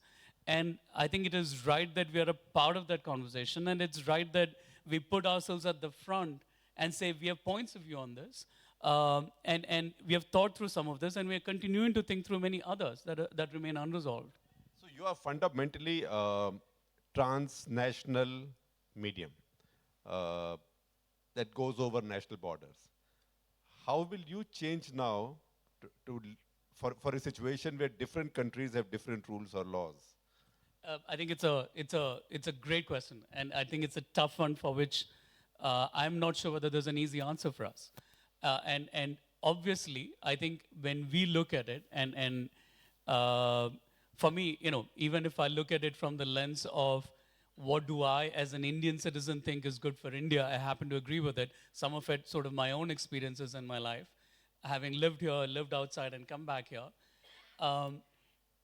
We clearly believe that it is in the interest of a country like India to have rules in place, but also allow for the movement of knowledge and data and the work that is done on the data. And therefore, and not just India, it's in the interest of other open societies like India as well. And therefore, it is in the interest of at least the critical countries. Clearly, the United States is one, Europe is one. We believe India is a big part of sort of setting the rules of the new internet. It will help everyone, as well as the agenda of continued innovation. If there is some alignment between different regulatory regimes on how these rules work when it comes to the handshakes between them. And I don't think we are saying it just because our business is global. I think it is the right answer as well, that there is clarity about the handshake between different regimes, and clarity about how data and knowledge moves across national boundaries. So I'll keep conversing with him, but at any point of time, any of you has a question or intervention, please raise your hand, please go ahead. Because the deal is not that I will later say 5 minutes left, I'll take 2 questions, so please join in. Please wait for the microphone, tell us your name. My name is Rana. Indo-Nordic Strategic Association is a think tank I have. In Facebook, in India, do you have any post-editing facility undertaken here, similar to what you do in Germany and other places? Will you clarify what you mean by post-editing? Which areas do you think is not acceptable? Whenever... Or do you filter any content? Yeah. Exactly. Understood, okay. Facebook has community guidelines around the world, and those community guidelines are global. For example, there are guidelines that limit free speech. There are guidelines that limit pornography, and that's true for India as well. Those are not customized for different nations. They are the global. same. Yeah. It's global. And those apply to India as well. So to the extent that any kind of pornographic content or hate speech goes up in India as much as it goes up in Germany, if it violates Facebook's community guidelines that are public, that are up for scrutiny, I think we evolve it based on inputs from stakeholders. Those apply in India as well. When you understand, when you say facility, okay, there are 2 parts to it. Okay, got you. 2 parts to it. One part it is a lot of the content gets picked up by AI systems and automated systems even before they get published or get distribution. So I think, the question kind of mentions that there are people looking at it. It's true, and I'll come back to the second part. But a lot of the hard work is done by AI, and as you can imagine, it's gotten better in the last 2-3 years, and there is work to get that better, because the idea is that hopefully you should be able to limit it from going online even before it's published, even before it's get any distribution.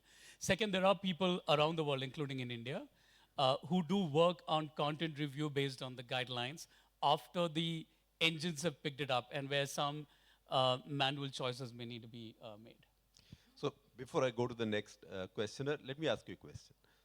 A lot of the new controversies and questions that have been raised, particularly in India, which concerns us, but elsewhere also, is about encrypted communication systems that you run. WhatsApp in this case. Do you think that's been a liability now for Facebook to have gotten into it? Because Facebook, whatever it is completely open. No, I don't. I think it's an enormous privilege for us to have WhatsApp. And I think if you've looked at our articulation over this year, Shekhar, one of the things that we have publicly come out and said is on messaging, we are doubling up on privacy. And core to it is our belief in end-to-end encryption. I think WhatsApp is used by billions of users because it is the leading end-to-end encryption platform. And the belief is for users around the world and for every Indian that the communication on messaging should be private, should be secure.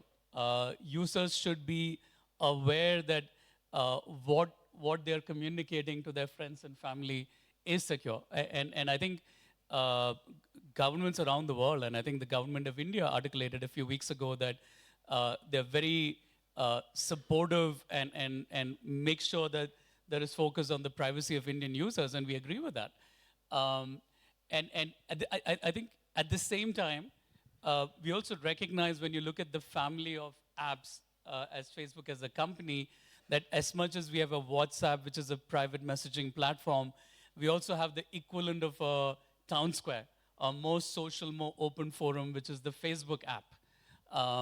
And we believe that both are important and different from each other.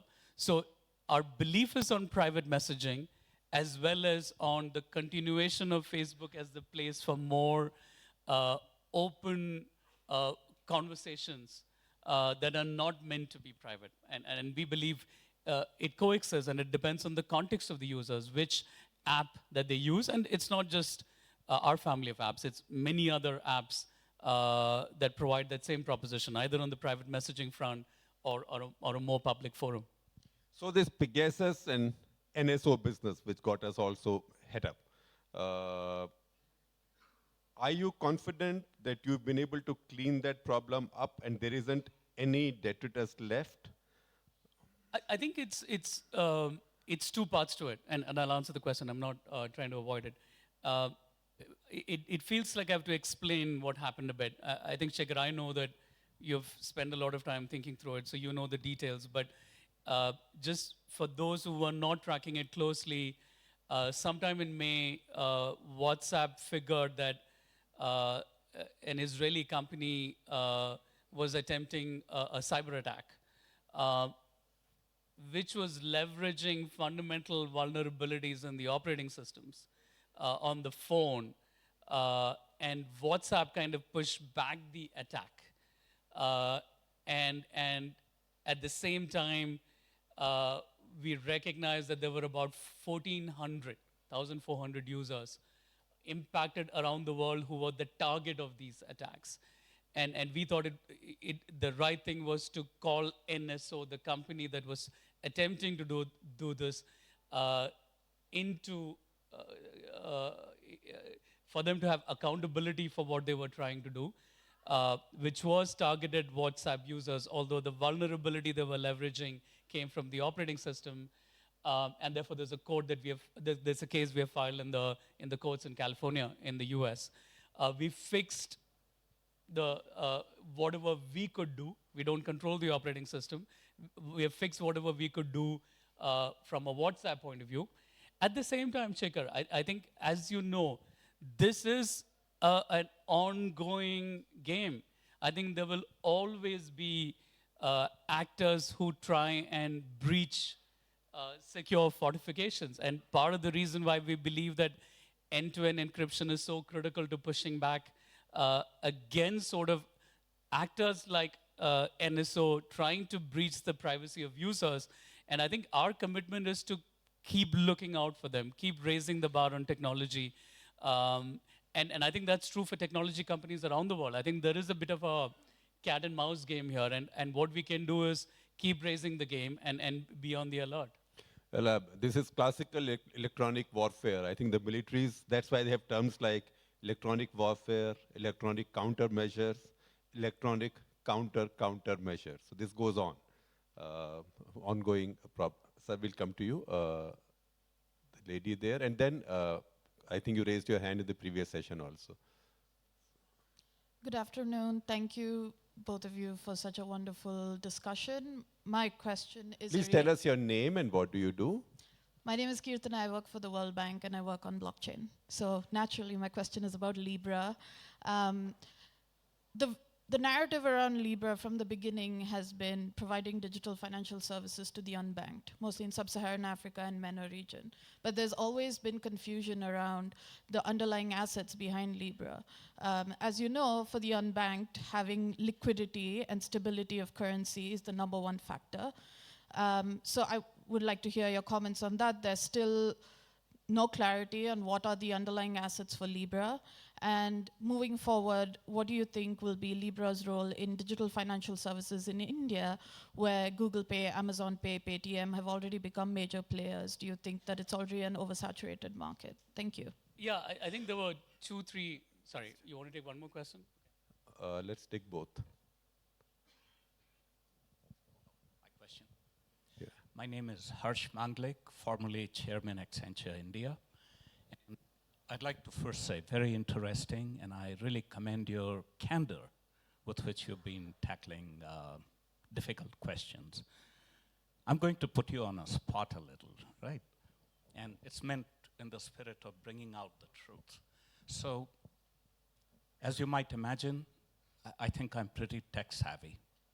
I read a lot, so I understand some of the implications, which is what makes me afraid. Or I should say I'm also dabbling in the academic world a little bit, Carnegie Mellon in the US, Indian School of Business. So here's a personal truth in lending declaration.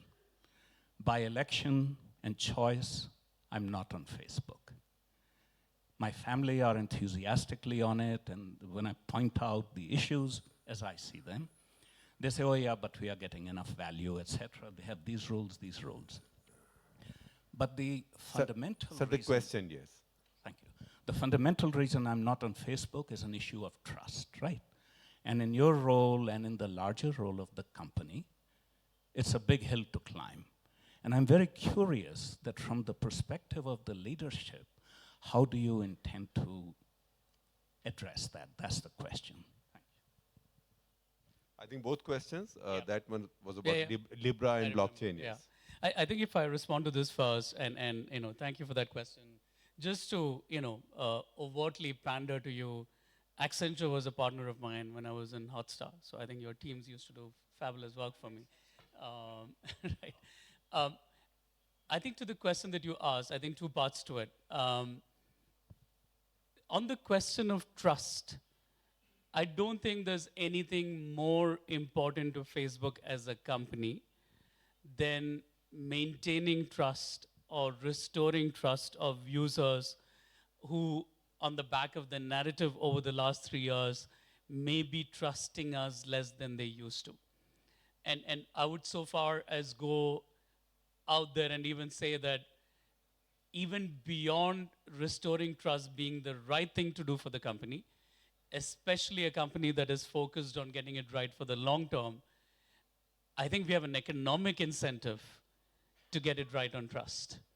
A lot of times, I think questions are raised about, is the economic structure of the company misaligned with the agenda of trust? And the factual point to it is they both are extremely aligned.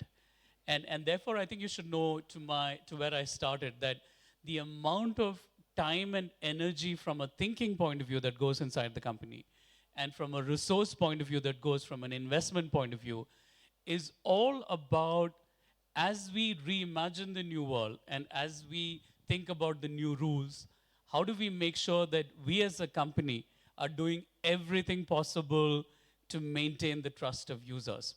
And for us, that goes in many things, right? I think just to give you an example of things that we have done that I think go beyond even what is in the law, one of the things we rolled out is something called off Facebook activity, where we disclose, it's quite common in terms of how the internet is run for many private institutions to give data to companies like us. We give the option to users to say, here is what the data that may have been given by other partners, and give the option for you as a user to disconnect any data that may have come in from third parties. A lot of the restraints that we have put as part of our FTC settlement, the consent agreement, is really thinking through what are the restraints that we can put on ourselves, including making sure that every new product feature or a product launch goes through the scrutiny of, are we doing it right if we apply the lens of privacy of users. So I think trust is extraordinarily important. I would also say that the fact that 2.8 billion users around the world use our family of apps means that a lot of users around the world understand or believe that we are doing the right thing. But I don't want to point to that number as the only reason. It's seriously understood in the company. And someone like you who may not be using the Facebook app, hopefully is using Instagram or WhatsApp, because you fundamentally are overweight on private messaging. And we recognize that. Not all users would come in and use each one of our family of apps. And therefore, the recognition that there are some people who may gravitate more towards the use of a more public open forum, and some more towards the use of private messaging. I think to the earlier question, I'm wise enough to know that I should not debate with a World Bank expert on blockchain. But I want to address one part of the question that you asked. And I think you know that Libra is not open in India, is not allowed in India at the moment, and I think that's where it is. I do want to call out, because I think you were combining two different things, the conversation on cryptocurrency as well as the conversation on payment services like Google Pay. I think I am where Nandan was yesterday in his articulation of the opportunity associated with WhatsApp Pay using the UPI stack. That we do believe that WhatsApp Pay, just given the scale of users on WhatsApp today, which is more than 420 million users in India, that as Nandan, who has championed UPI, and I think was one of the architects of UPI, essentially look at it and say, if we see UPI as good for India, and we believe that is the case, and if we believe that it furthers the agenda of financial inclusion, which we wholeheartedly believe it to be the case, we agree with Nandan's take that WhatsApp Pay going live is one of the biggest fuelers of UPI and people being able to use the movement of money easily. So I'm excited about it. I do genuinely believe one of the big things that we as a company can do is to enable the agenda of financial inclusion. By no measure do we believe that we are the only company who can contribute to it. I think for an agenda such as financial inclusion, and there are different parts to it, which I assume, which I know you would know, given where you said elements of bringing people in who are unbanked, lowering the cost of financial services, lowering the cost of transactions. I think on all of it, there is a dramatic role that we can play through WhatsApp Pay, just like many others are playing a very affirmative role. I think that's good for India and good for the agenda of financial inclusion. The last question in the back from there, yes. I'd like to ask, based Please on tell us your name and what you do. Asma from the Chennai Center for China Studies. I'm a researcher there. I would like to ask, based on the future of India's digital economy, what would be the future of competition between data-driven companies? What are your perspectives on that? One more question? No, I think there's enough. Okay. Because we'll be out of time. It's such a wide question. I know, given you're a researcher, there must be different parts to it. But fundamentally, as I think we have seen over the last 15, 20 years, there is an extraordinary amount of competition in the digital space, including in India. And I think, we believe that level of competition is good. We see, multinational companies doing very well in India. We see local companies doing well both in India and abroad. No surprise, I think, given our own history, we do believe that, a small company should have the opportunity to come in without, and start with a baseline of zero and build successful, thriving enterprises. And competition is a good thing to make sure that happens, both for companies, for economic value, and for users around the world. Our time's up, Ajit, but since I'm the moderator and there is lunch after this, I presume, so I can steal 2 minutes from that. I know that this is a question you will hear often, and you must have a rehearsed answer. So you can give that, but as honest as you can. Where exactly does India figure in Facebook's scheme of things? And what exactly are you trying to achieve in India? What's your target in India? No, and I'll, is it numbers? Yeah. Is it money? Yeah. Is it influence? What is it? I'll be very direct and non-rehearsed, and hopefully all my answers have been non-rehearsed. Well, my questions I were rarely get tough non-rehearsed, questions so like this, so I couldn't have rehearsed them. I think it's an important one, Shekhar. Just to be very overt, India is extraordinarily important to Facebook as a company, and to be even clear, the revenues from India, and I say it with a lot of respect, but in the spirit of openness, the revenues from India is today a small percentage of So I the presumed, yes. global revenues of Facebook. So it doesn't come from a short-term transactional lens. I think it comes from just recognizing that, we are hugely privileged to be able to participate in India, right? I think the fact that it's an open, democratic society that welcomes companies from around the world, we feel privileged that we have the ability to participate in India. That's not true in a country like China for us. That's one. I think second, we do look at India and see it in the middle of being in the middle of this dramatic, positive economic and social transformation. And for any company like Facebook that is relevant around the world and that has the ambition to have good, positive impact, the canvas for India is massive. So I think that India is right at the top of the stack for Facebook and its leadership. It shows before I came on board, they changed the structure for India in a way that they haven't done for any other country, where they brought together all the functions under a single operating unit. India is now not part of the Asia organization. It works with Facebook headquarters directly. All of it, I think, and what I've seen is the appetite to invest in India is enormous. It is an open checkbook.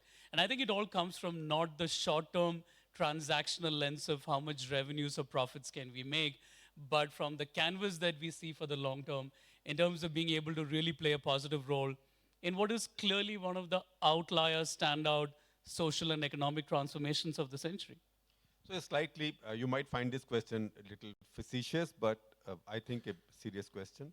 To what extent does the large number of employees of Indian origin at Facebook influence this great interest in India?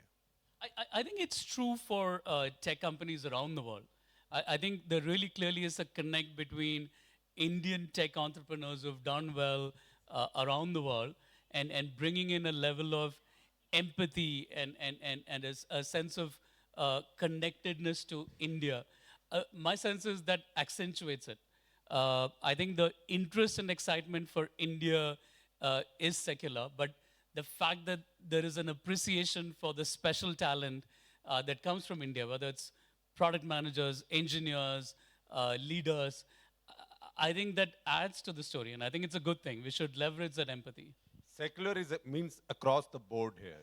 It's used in a generic sense, not in the political sense here. Otherwise, tomorrow there'll be something that, Mark Zuckerberg's India rep says he stands for secularism in India.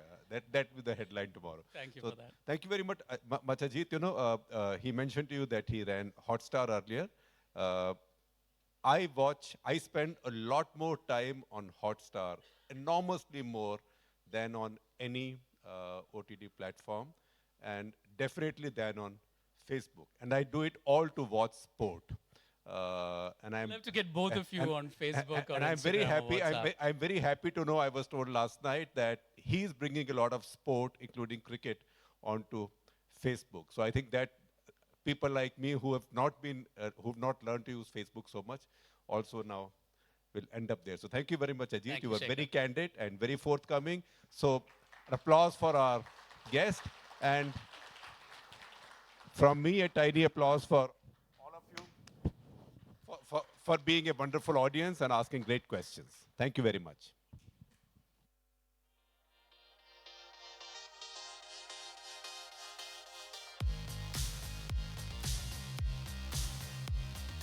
Time to go before lunch, so please be seated.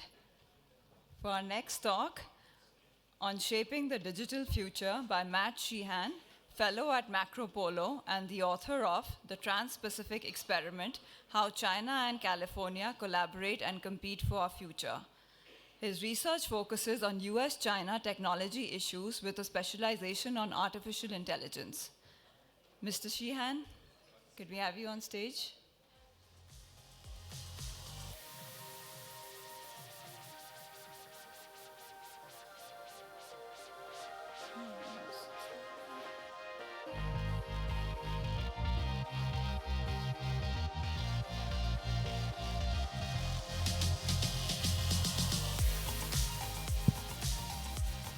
Hi, Rudy just asked me to convey that we'll wait 2-3 minutes for everyone to get their standing up and sitting down done, and then I'll get started in just about 2 minutes. So if you need your water, you need your coffee, go get it. It's going to be exciting, trust me.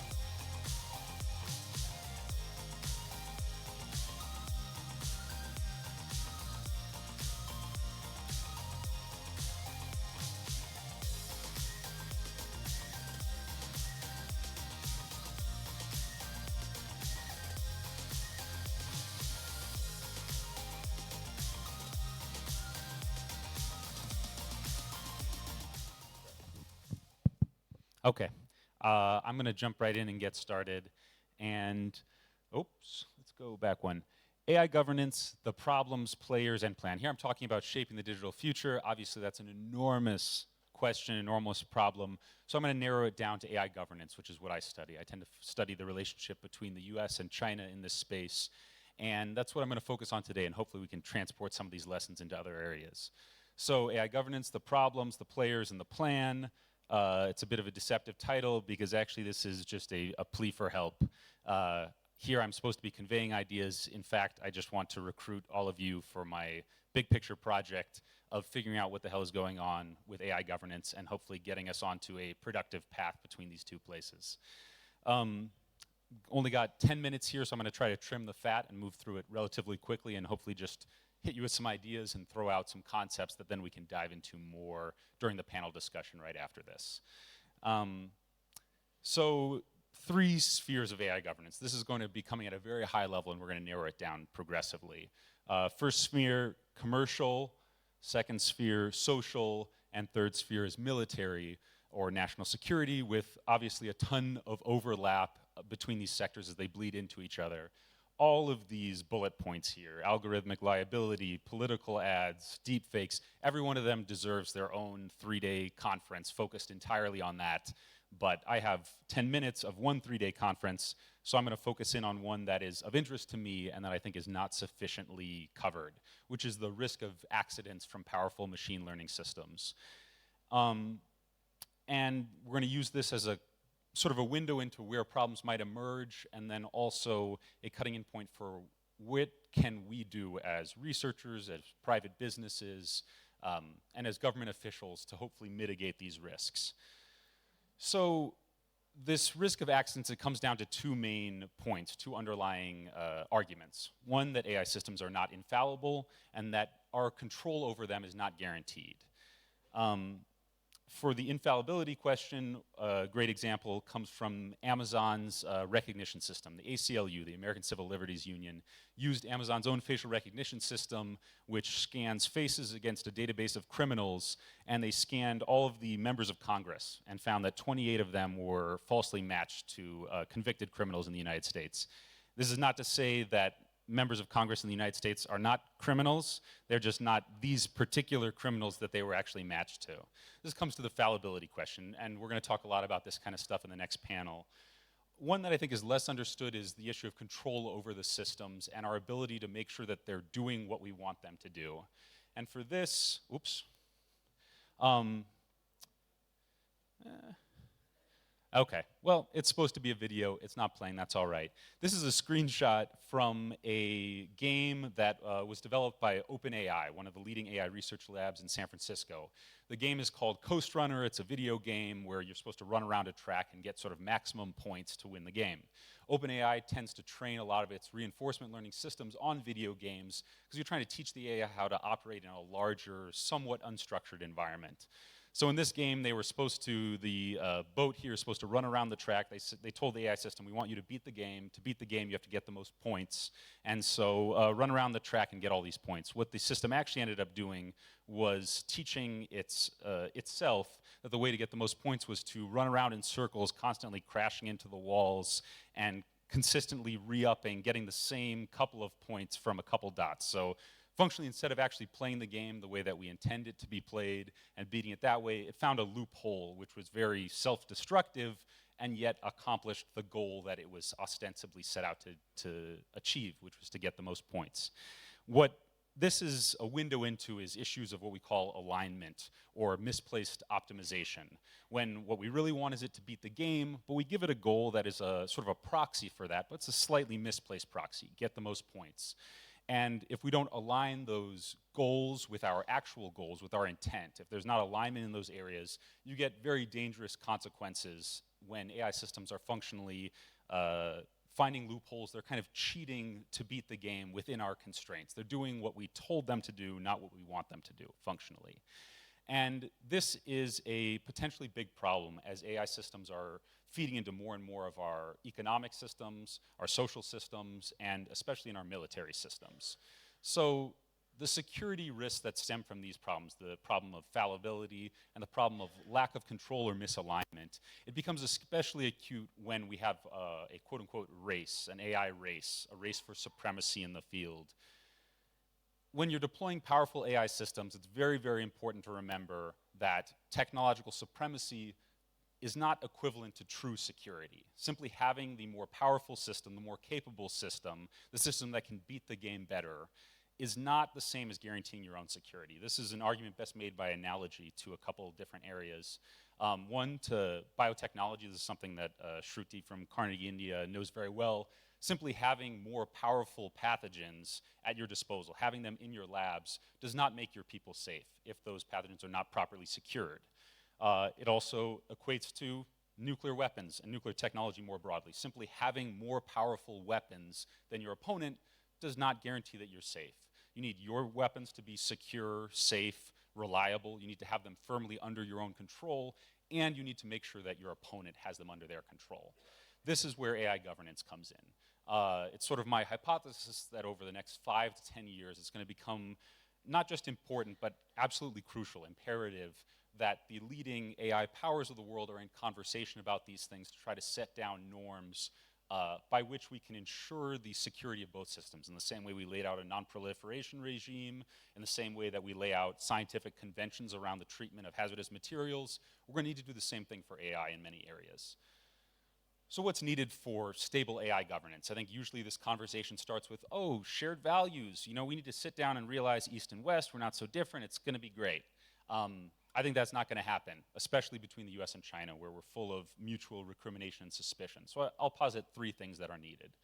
You need a compelling reason You need to feel that it is in your personal interest, not in the world's interest, not in the interest of the common good. You feel that it is in your interest as a world leader, as a company, to work out a AI governance regime. Second, you need clarity on capabilities. If you're going to come to a negotiating table and hammer out an agreement, both sides need to have a sense of where they stand relative to the other. Otherwise, the negotiation functionally doesn't have anywhere to start.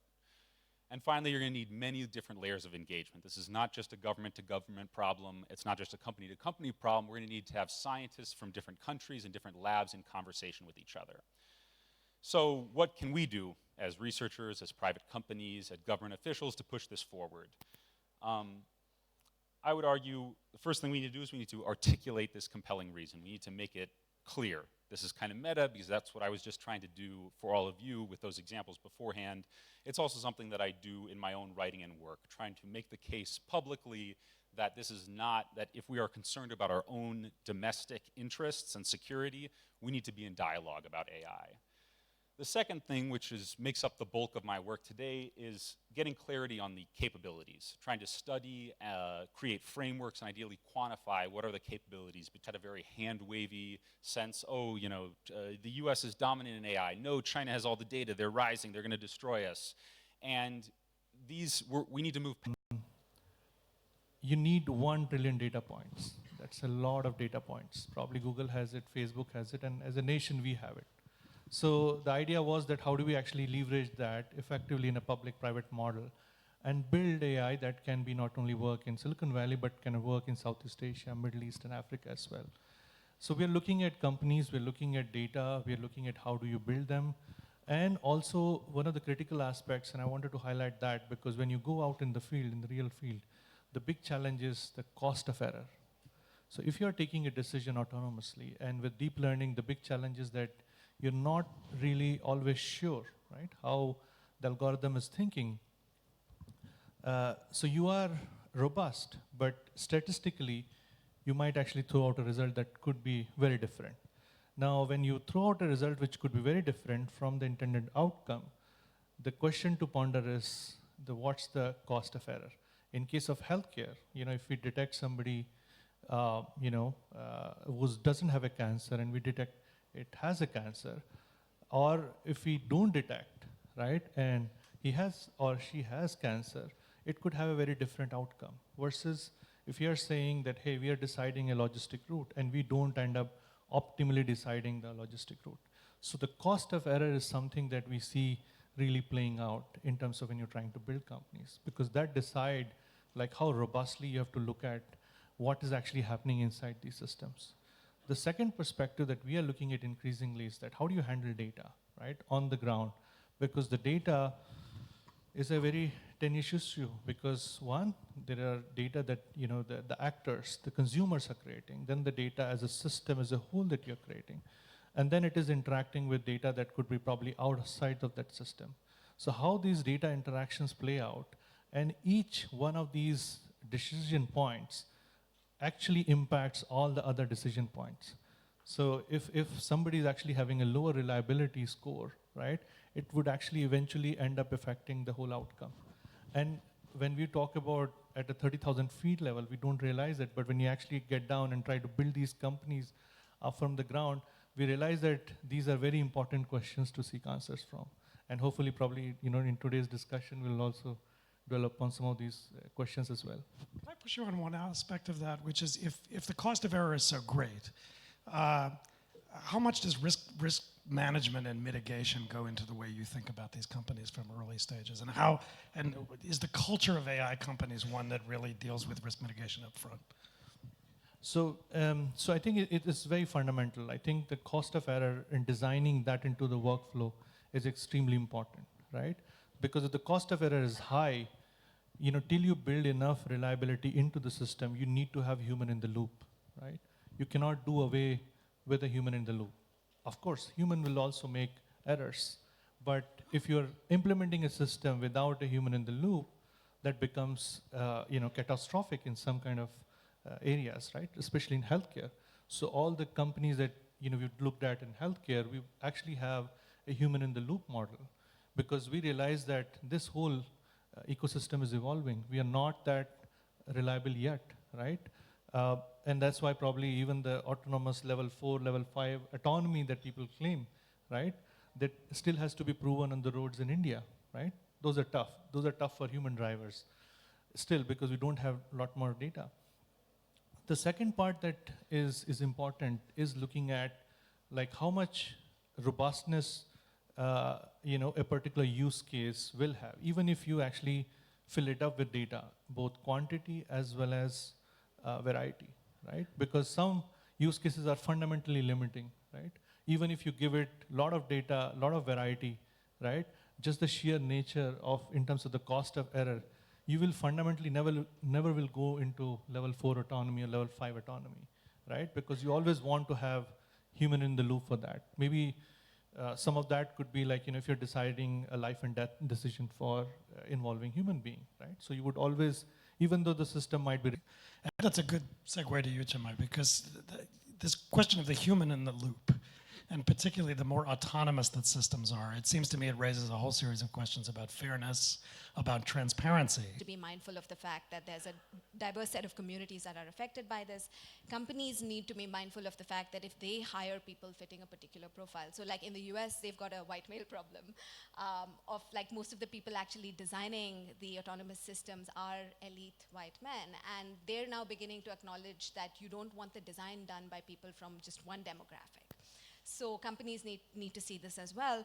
But I think that basically everyone that is interested in this has a role to play, and we need to embrace it. So in India, for example, I think that the social sciences are really underrated in terms of what they can give to something like AI. But the interaction of AI and society is something that only the social sciences can measure. So what we need is for the technical schools to talk more to the social scientists. And so it's an ecosystem problem, if that answers your question. Yeah, so maybe this brings us to Francois, because it does raise a question about how much cross-pollination there is between the discussions that are happening across geographies around questions of ethics, questions of autonomy, but also what are the tools that are available.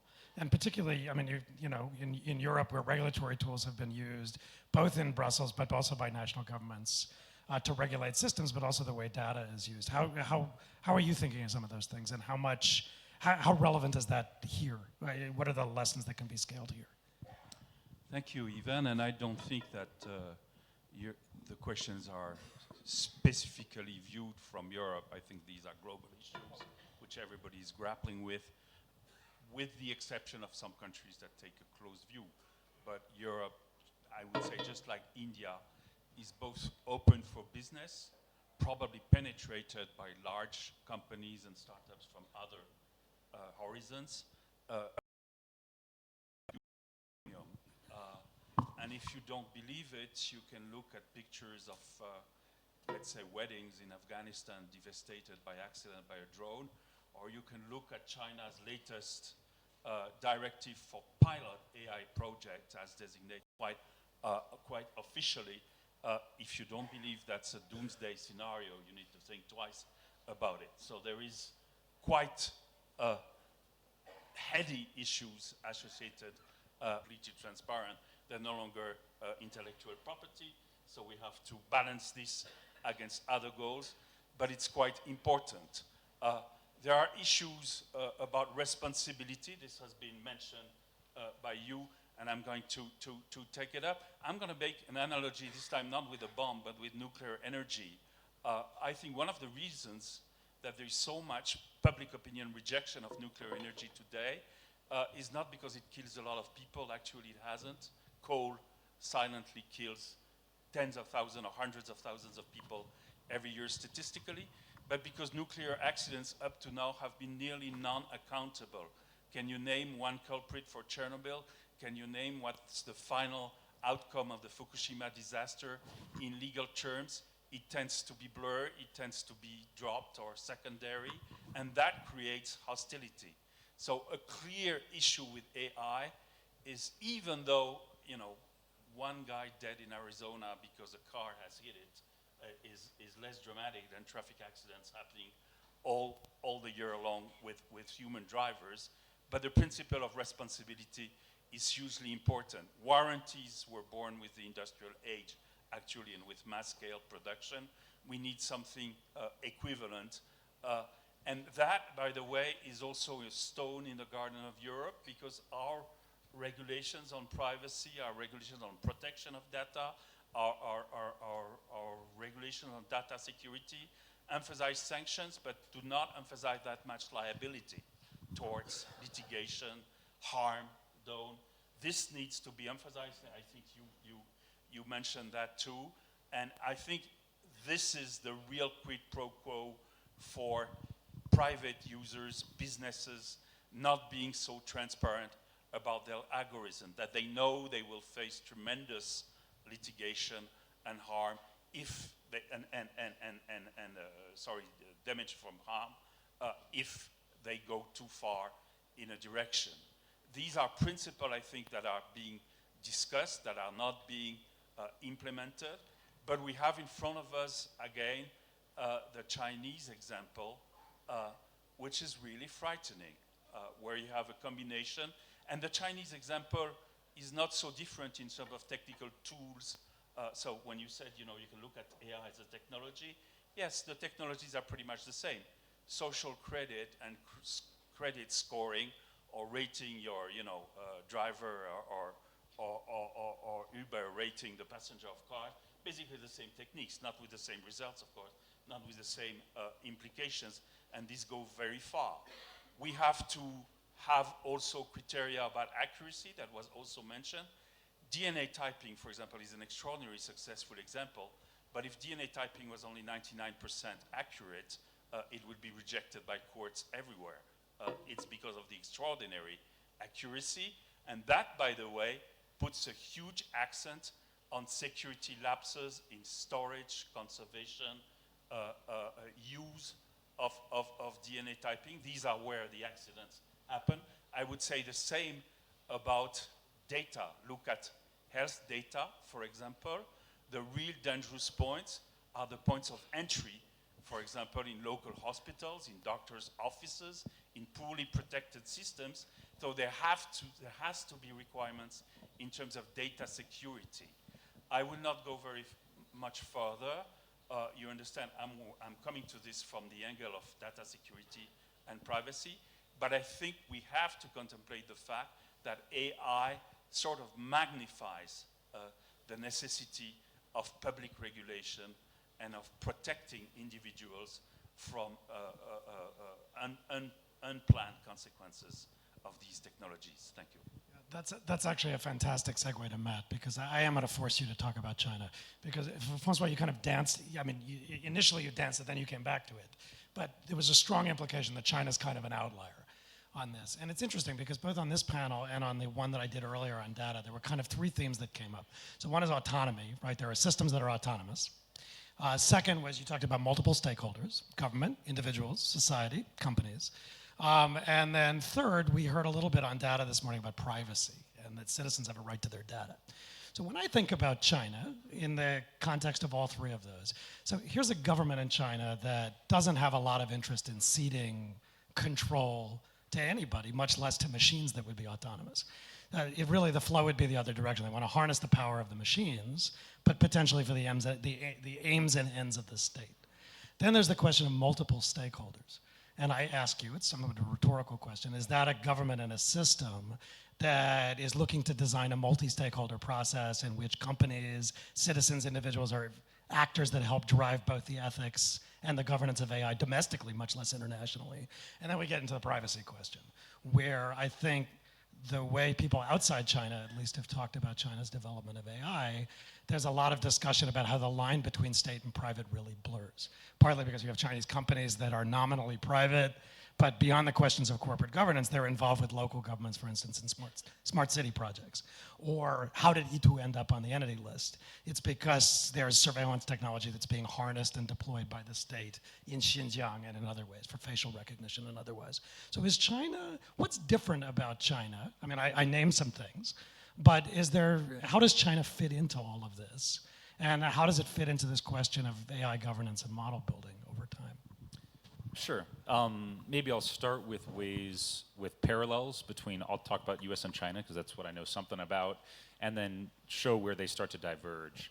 So in terms of parallels, I think in both systems, you have a status quo that was the tech companies are 5, 10 years out ahead of the government in terms of developing the tools, and basically they're given free rein to develop and deploy as they wish. And then at some point, you have a turning point, whether it's Cambridge Analytica or simply the Chinese government kind of becoming alert to the power of this, when the government starts to try to put its hands back on the problem, constrain the companies in certain ways, guide the development in certain ways. In the US, you have a lot of kind of rhetorical pushback, but we're just starting to barely kind of get actual legislative pushback and the government able to try to constrain and guide this development. In China, you have the same thing, where for a long time, Alibaba was able to sort of run away with e-commerce with very little government oversight. The payments platforms, Alipay and WeChat Pay, were able to, functionally revolutionize the consumer payment economy before the government ever got involved. And now the government is trying to sort of put its hands back on this problem. So you have this parallel in terms of like the time scale and the big picture trend, and the difference is how much power does the government have to influence these things.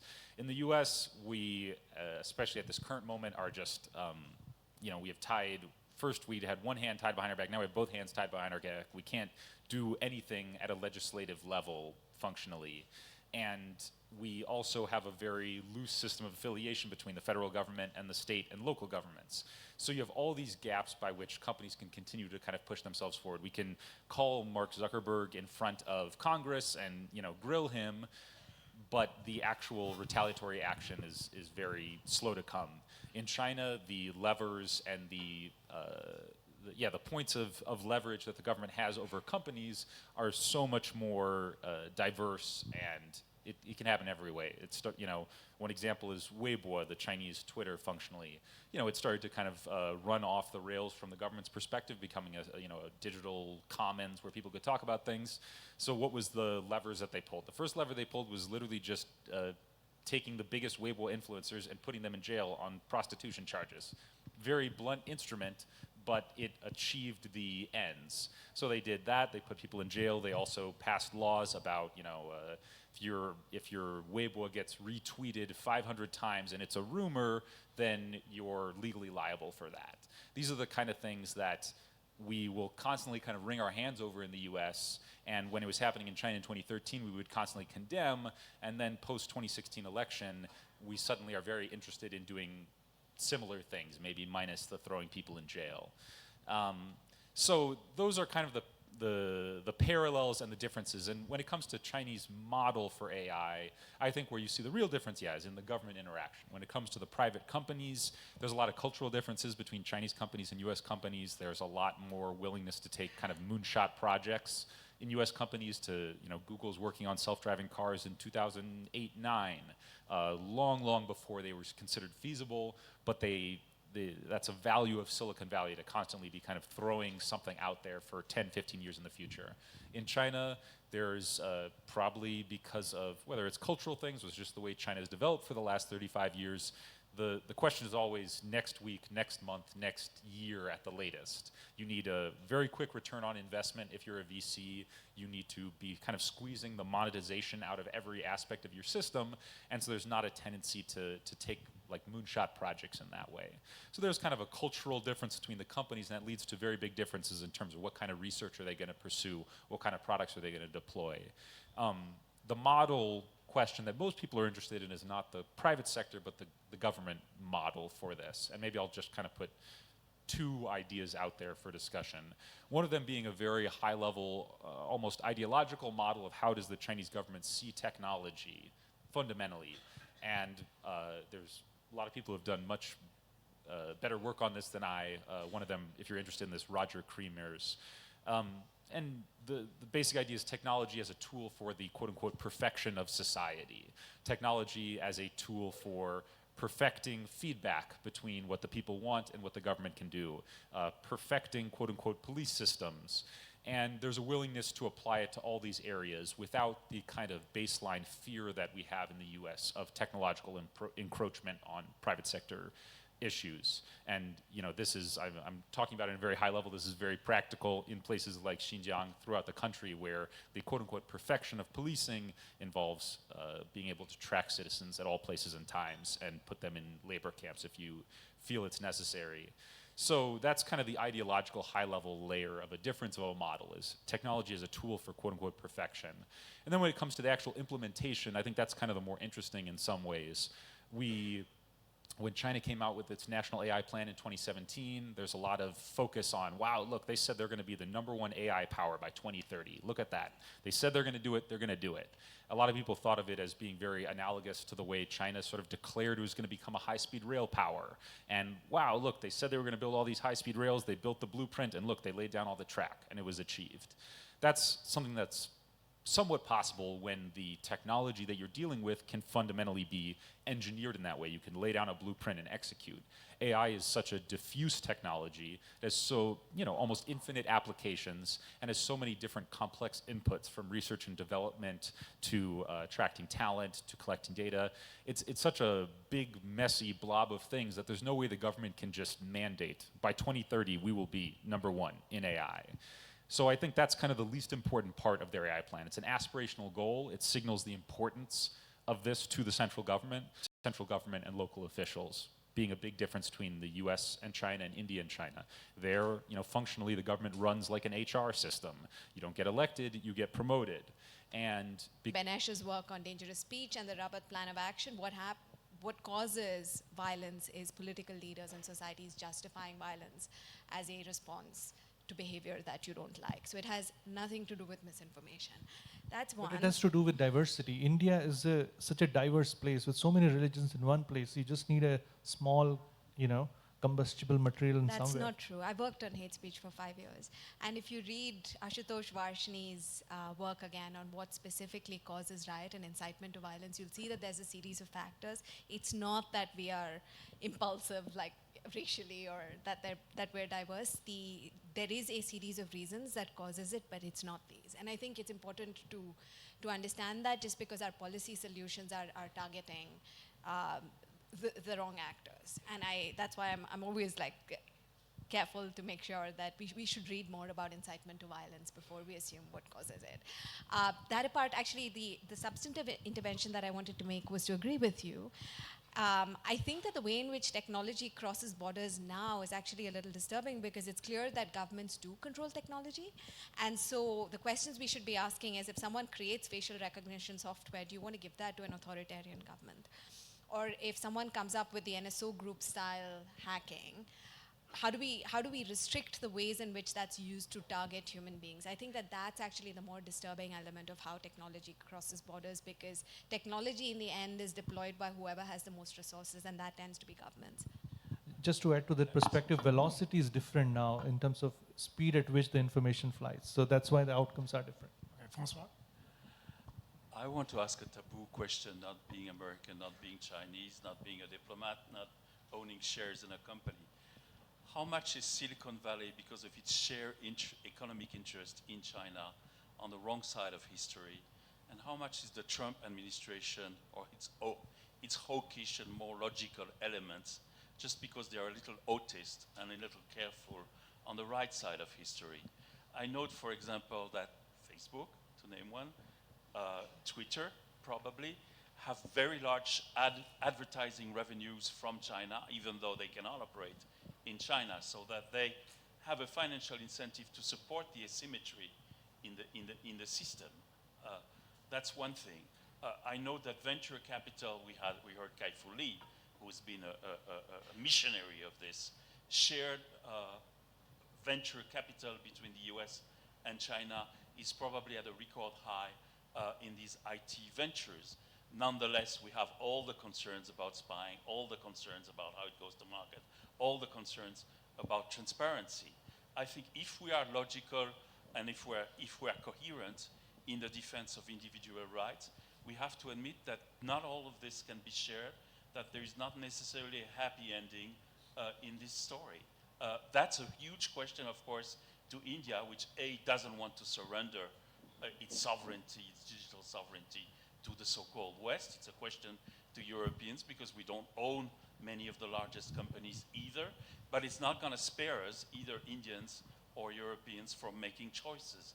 And I think we want, from the US, what is the most dangerous situation now in terms of this is the blurring of borders, the negation of the difficulties that exist, because we want to move back to the primary goal, which is business and profit making. I think AI raises huge issues which have only started to address. I sense that Matt is ready to pounce like a tiger, but I want to get the audience involved. So what I'm going to do, because this is a short panel, I'm going to take two at a time, and if you could just identify yourself and say who the question's directed. So we're going to go here to the middle, the gentleman here, and then we're going to come down front. Right there.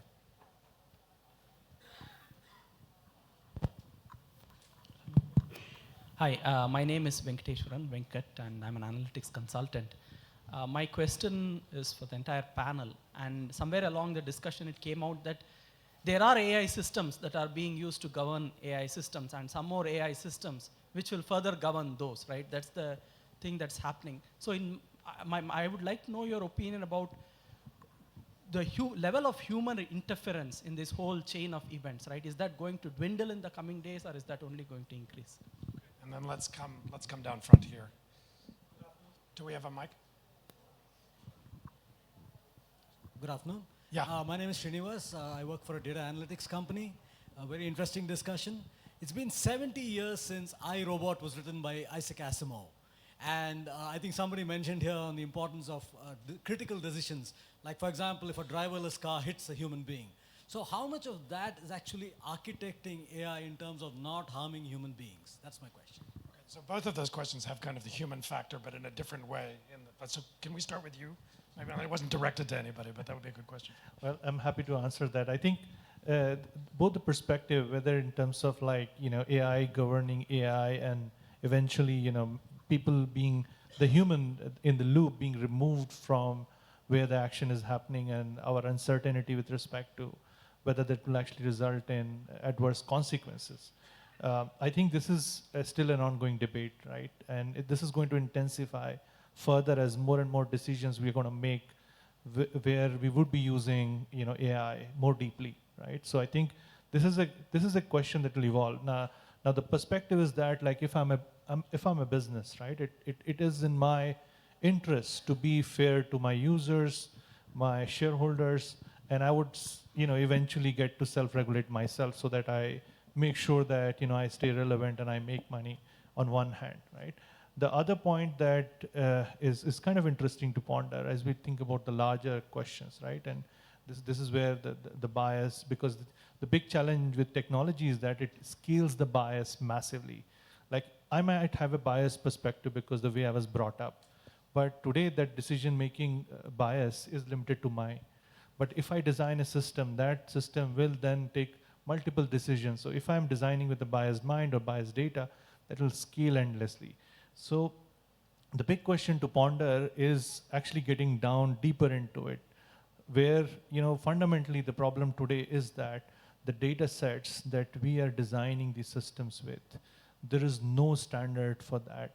Eventually, or there should be a way in which we should be able to evolve a common standard for saying, hey, this is a good data set, but it is carrying a bias towards this way or that way.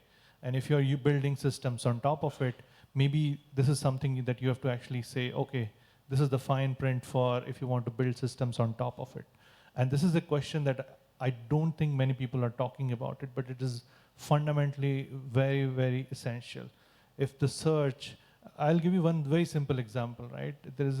I was talking in a conference, and there was this gentleman who stood up and said that, hey, I was excluded from Tinder for something that they thought I was doing wrong, right? Now, imagine a world in which everybody is figuring out their mates via Tinder. I mean, exclusion from such a system could be catastrophic in some sort of way. So I think these are the things that we need to actually go down deeper and debate the essential questions, which actually I feel emanates from data and how much bias that these fundamental data sets are carrying, because they reflect the decision upwards. Let's hold let's get a couple more questions. I'm going to take 3, actually, because the clock is ticking. So let's go here, and then on this side of the room. Let's take 2 here, and then I'll come to you. Please. Hi, my name is Jibu Elias.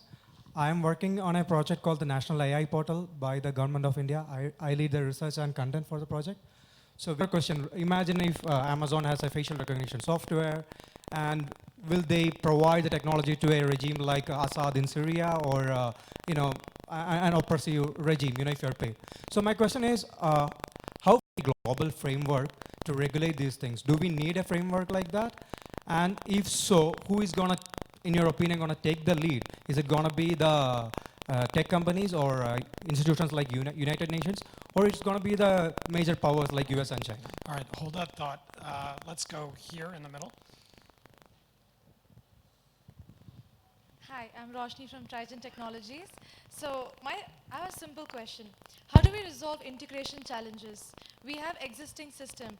How do we resolve, how do we get AI into these systems? And there should be... As a business and big tobacco, big pharma, they're our big alcohol business. It appears to me equally as a sin business. What's your take on it? Okay, and one last question, and then the back never gets called on. So I see a hand way, all the way in the back, farther. There we go.